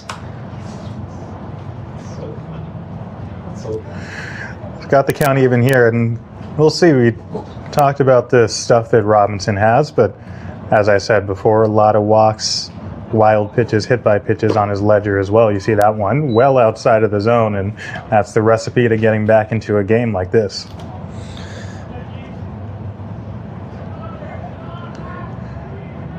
Yeah, Justin Robinson, hailing from Mississippi, out on the West Coast for his summer ball, and he's really impressed today. Struggling to find the strike zone a little bit here in the 8th. Yeah, miss with the fastball up and away, and then well down and in. This could be the start that the Merchants need.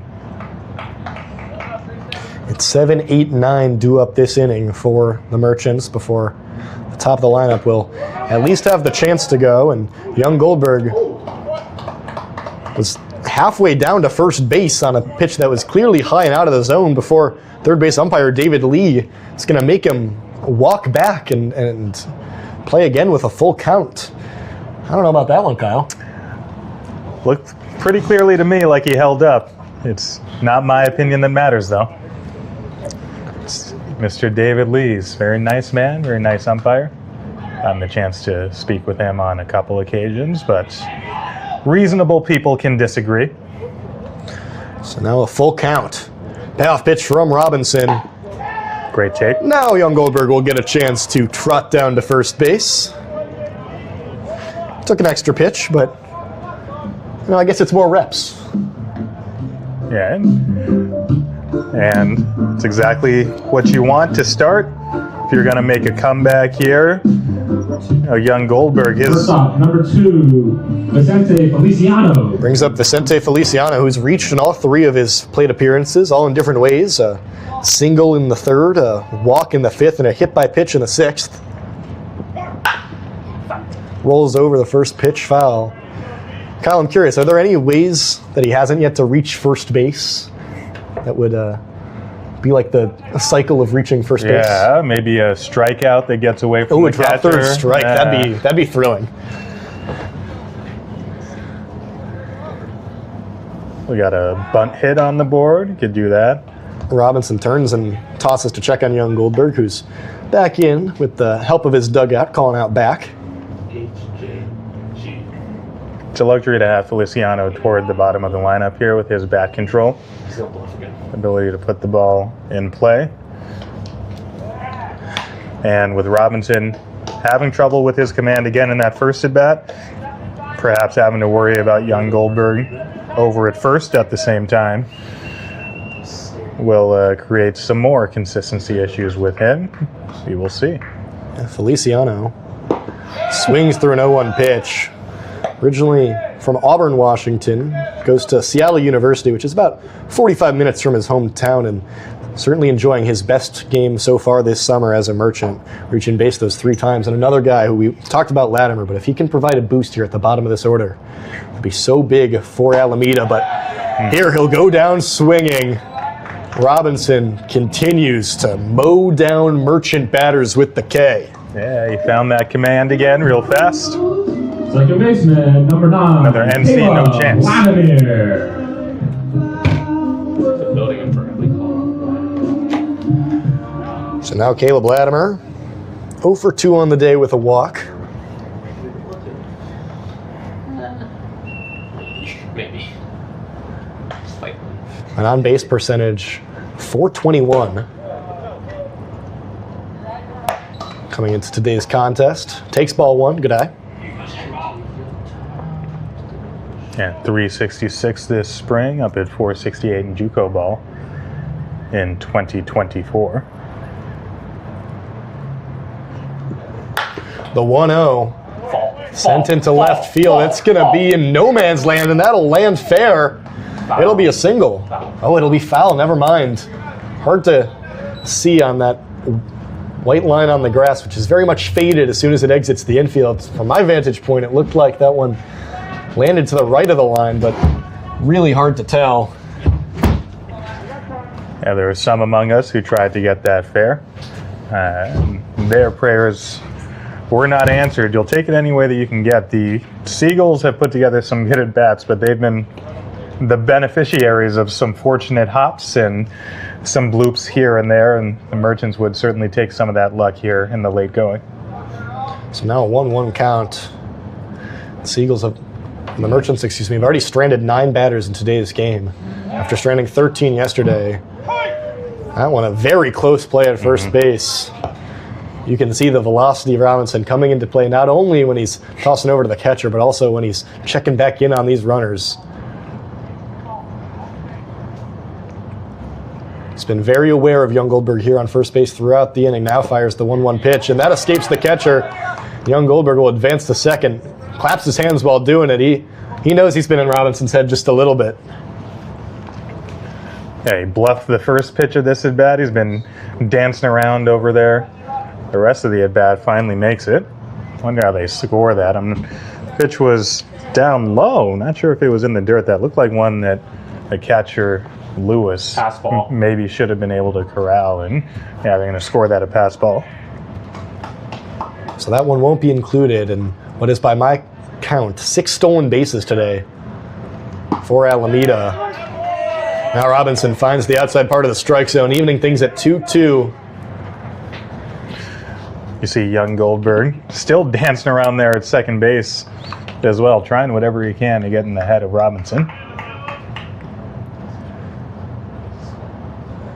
Big situation for Latimer. 2-2, runner on second. Takes the pitch outside. That is a tough pitch to take. Wow, a good breaking ball on a 2-2 count that really, you could see the curve on that pitch from our view here in the broadcast booth. Just dipping away from the batter, and Latimer had the wherewithal to hold off. Now a full count. 3-2. Now a swing and a miss. Justin Robinson continues to be such a dynamo for this Seagulls team. Yeah, I don't think that Latimer, while he does have a good eye, I don't know that breaking ball that he took was the result of a good eye. I think he was frozen and it just missed. And I think it showed on that fastball that he was well behind, trying to stay back to protect in case it was another breaking ball on the outside, and just had no chance to catch up. 10th strikeout of the day for the Seagulls pitching staff as Nahar takes a crack at the first pitch, but it's right to the third baseman, Brewer. Nahar got a hold of that one, but a tough way for the 8th inning to end. A sharp line drive. Brewer crouched down and snagged it. We're stuck here with a 7-3 score as we head into the final frame. Robinson has 50 inches of vertical break on his curveball. Man, that's...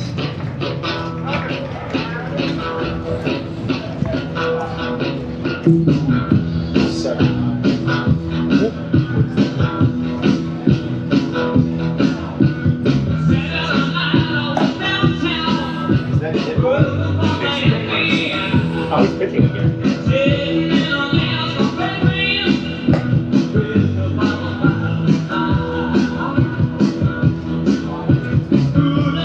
Now pitching for the Merchants, number 7, Chase Dittmer.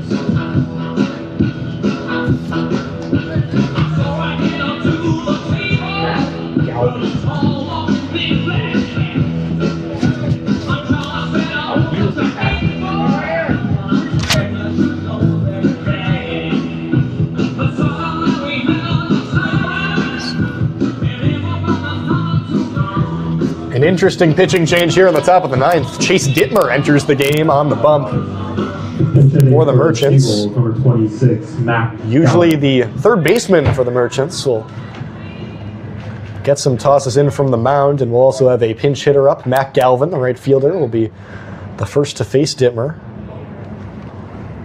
First pitch in there for a strike. Galvin has really struggled in games against the Merchants so far this season. 1 for 10, 7 strikeouts. Has been hit by a pitch 4 times, though, in those contests. Dittmer finds the strike zone and works ahead 0-2. That one a 79-mile-per-hour pitch on the outside lower part of the plate. I love that as their response. Working solely from the stretch here is Dittmer, not surprising. It's a position player. Misses that time with a ball. Like when they asked, like, you pitch, you put NA, and now he's pitching. Little he pitch. In the span of... Galvin pokes that one foul. Galvin, formerly of Skagit Valley College, is currently uncommitted. It's from Calgary, Alberta, and played summer ball previously in the Western Canadian League for the Octox Dogs. and was a favorite of the coaches at that academy. Chase Has the breaking Dittmer ball. gets a strikeout on a breaking ball, completely froze up Matt Galvin. And how about Dittmer coming in and bringing some energy?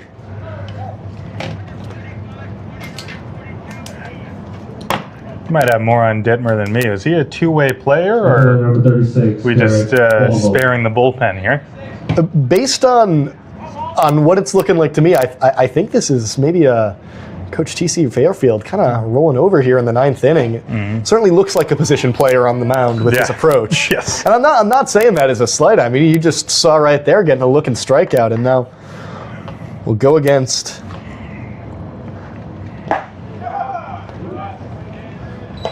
another hitter. It'll be Derek Waldvogel, who is 0 for 3 on the day with 2 strikeouts, just have a walk. Once again, Dittmer, 2 strikes in the at-bat. He topped out at 87 yesterday.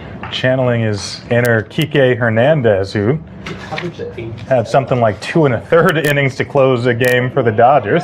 Dittmer throws and fires, got the strikeout, it was dropped, and now the toss over gets him out. That's 2 consecutive strikeouts for Chase Dittmer. Kyle, you never know what you're going to see when you come to Pat Bale Field on an evening. Coach Fairfield says, "Where have you been all my life?" Perhaps if they had gotten to Dittmer earlier, Batting number 40. might be a little bit of a closer Jackson game. Landry. Bring up Jackson Landry.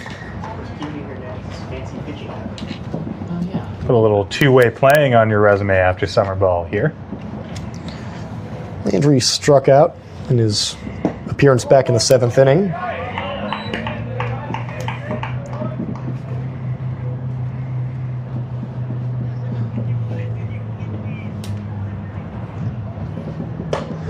Dodges back to avoid that pitch and works ahead 2-0. He's not exactly finishing over that front side on the mound, is he?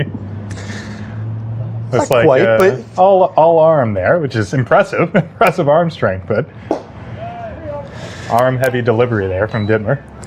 I really need to make now to be a third baseman, you need plenty of arm strength and accuracy. So Sure. You gotta help me, we're Chase. seeing it translate a little bit. Not so much this at bat, falls behind 3-0. That time gets a swing and miss on an 80-mile-per-hour pitch. Landry, a guy who has played both ways a little bit this summer. He has 1 pitching appearance through 2 innings. Struck out 3. That one, a moonshot sent out to left field, but it'll stay in the park. Ryland's under it, makes the out. A 1-2-3 inning for Chase Dittmer of all the about that? Merchants, and now 1, 2, 3. Alameda's got 4 to make up in the bottom of the Bottom 9th. 9th. Stay tuned. We'll see if an impressive comeback is in store. I really need to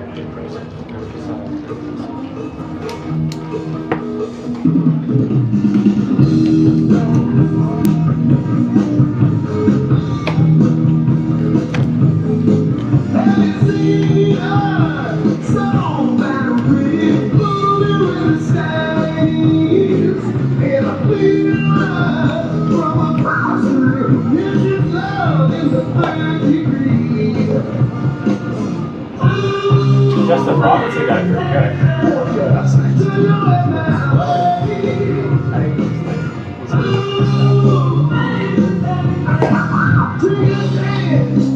pretty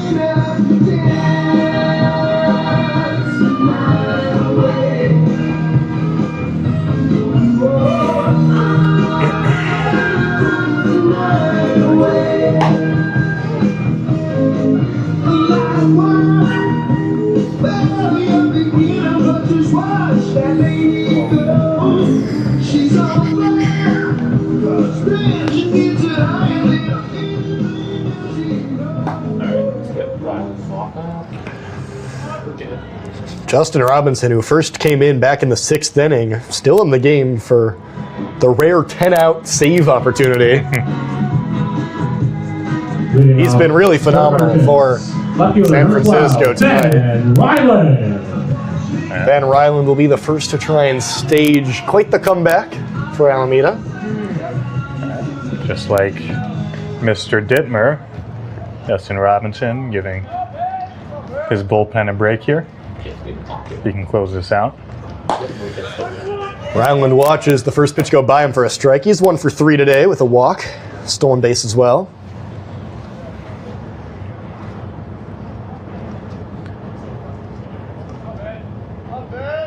His walk rate still hovering around 29% on the season with a strikeout rate under 10% now, single digits, and that is the exact profile you're looking for with a hitter near the top of the lineup.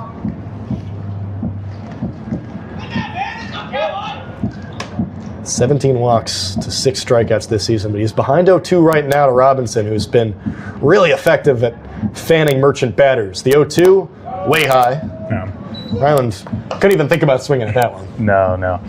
There was, Dan Mills mentioned earlier that Ryland attended Orange Lutheran High School. There was a great article written on their website by Jenilyn Russo.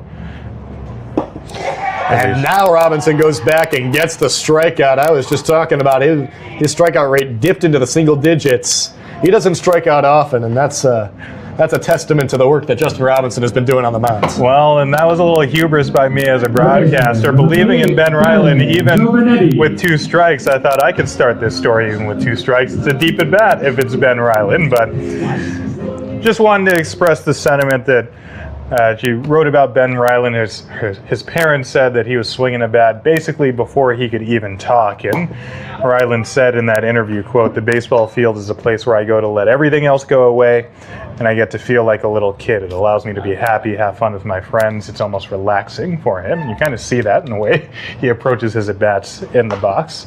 As calm and like he's having a lot of fun. Unfortunately, struck out in that last at-bat. Once again, Robinson ahead of a batter. It's Ben Giovanetti right now, up 0-2. Robinson has 6 strikeouts already. I really can't say enough about how impressive he's been. Yeah. Rattling the cage of our camera quite a bit. The 0-2, a big swing and a miss on a breaking ball. Absolutely filthy stuff from Justin Robinson, and he's just making quick work of these Merchants. That's strikeout number 7. Yeah, we got a note about the crazy horizontal break that he's got on that breaking ball, and we saw an example of it there.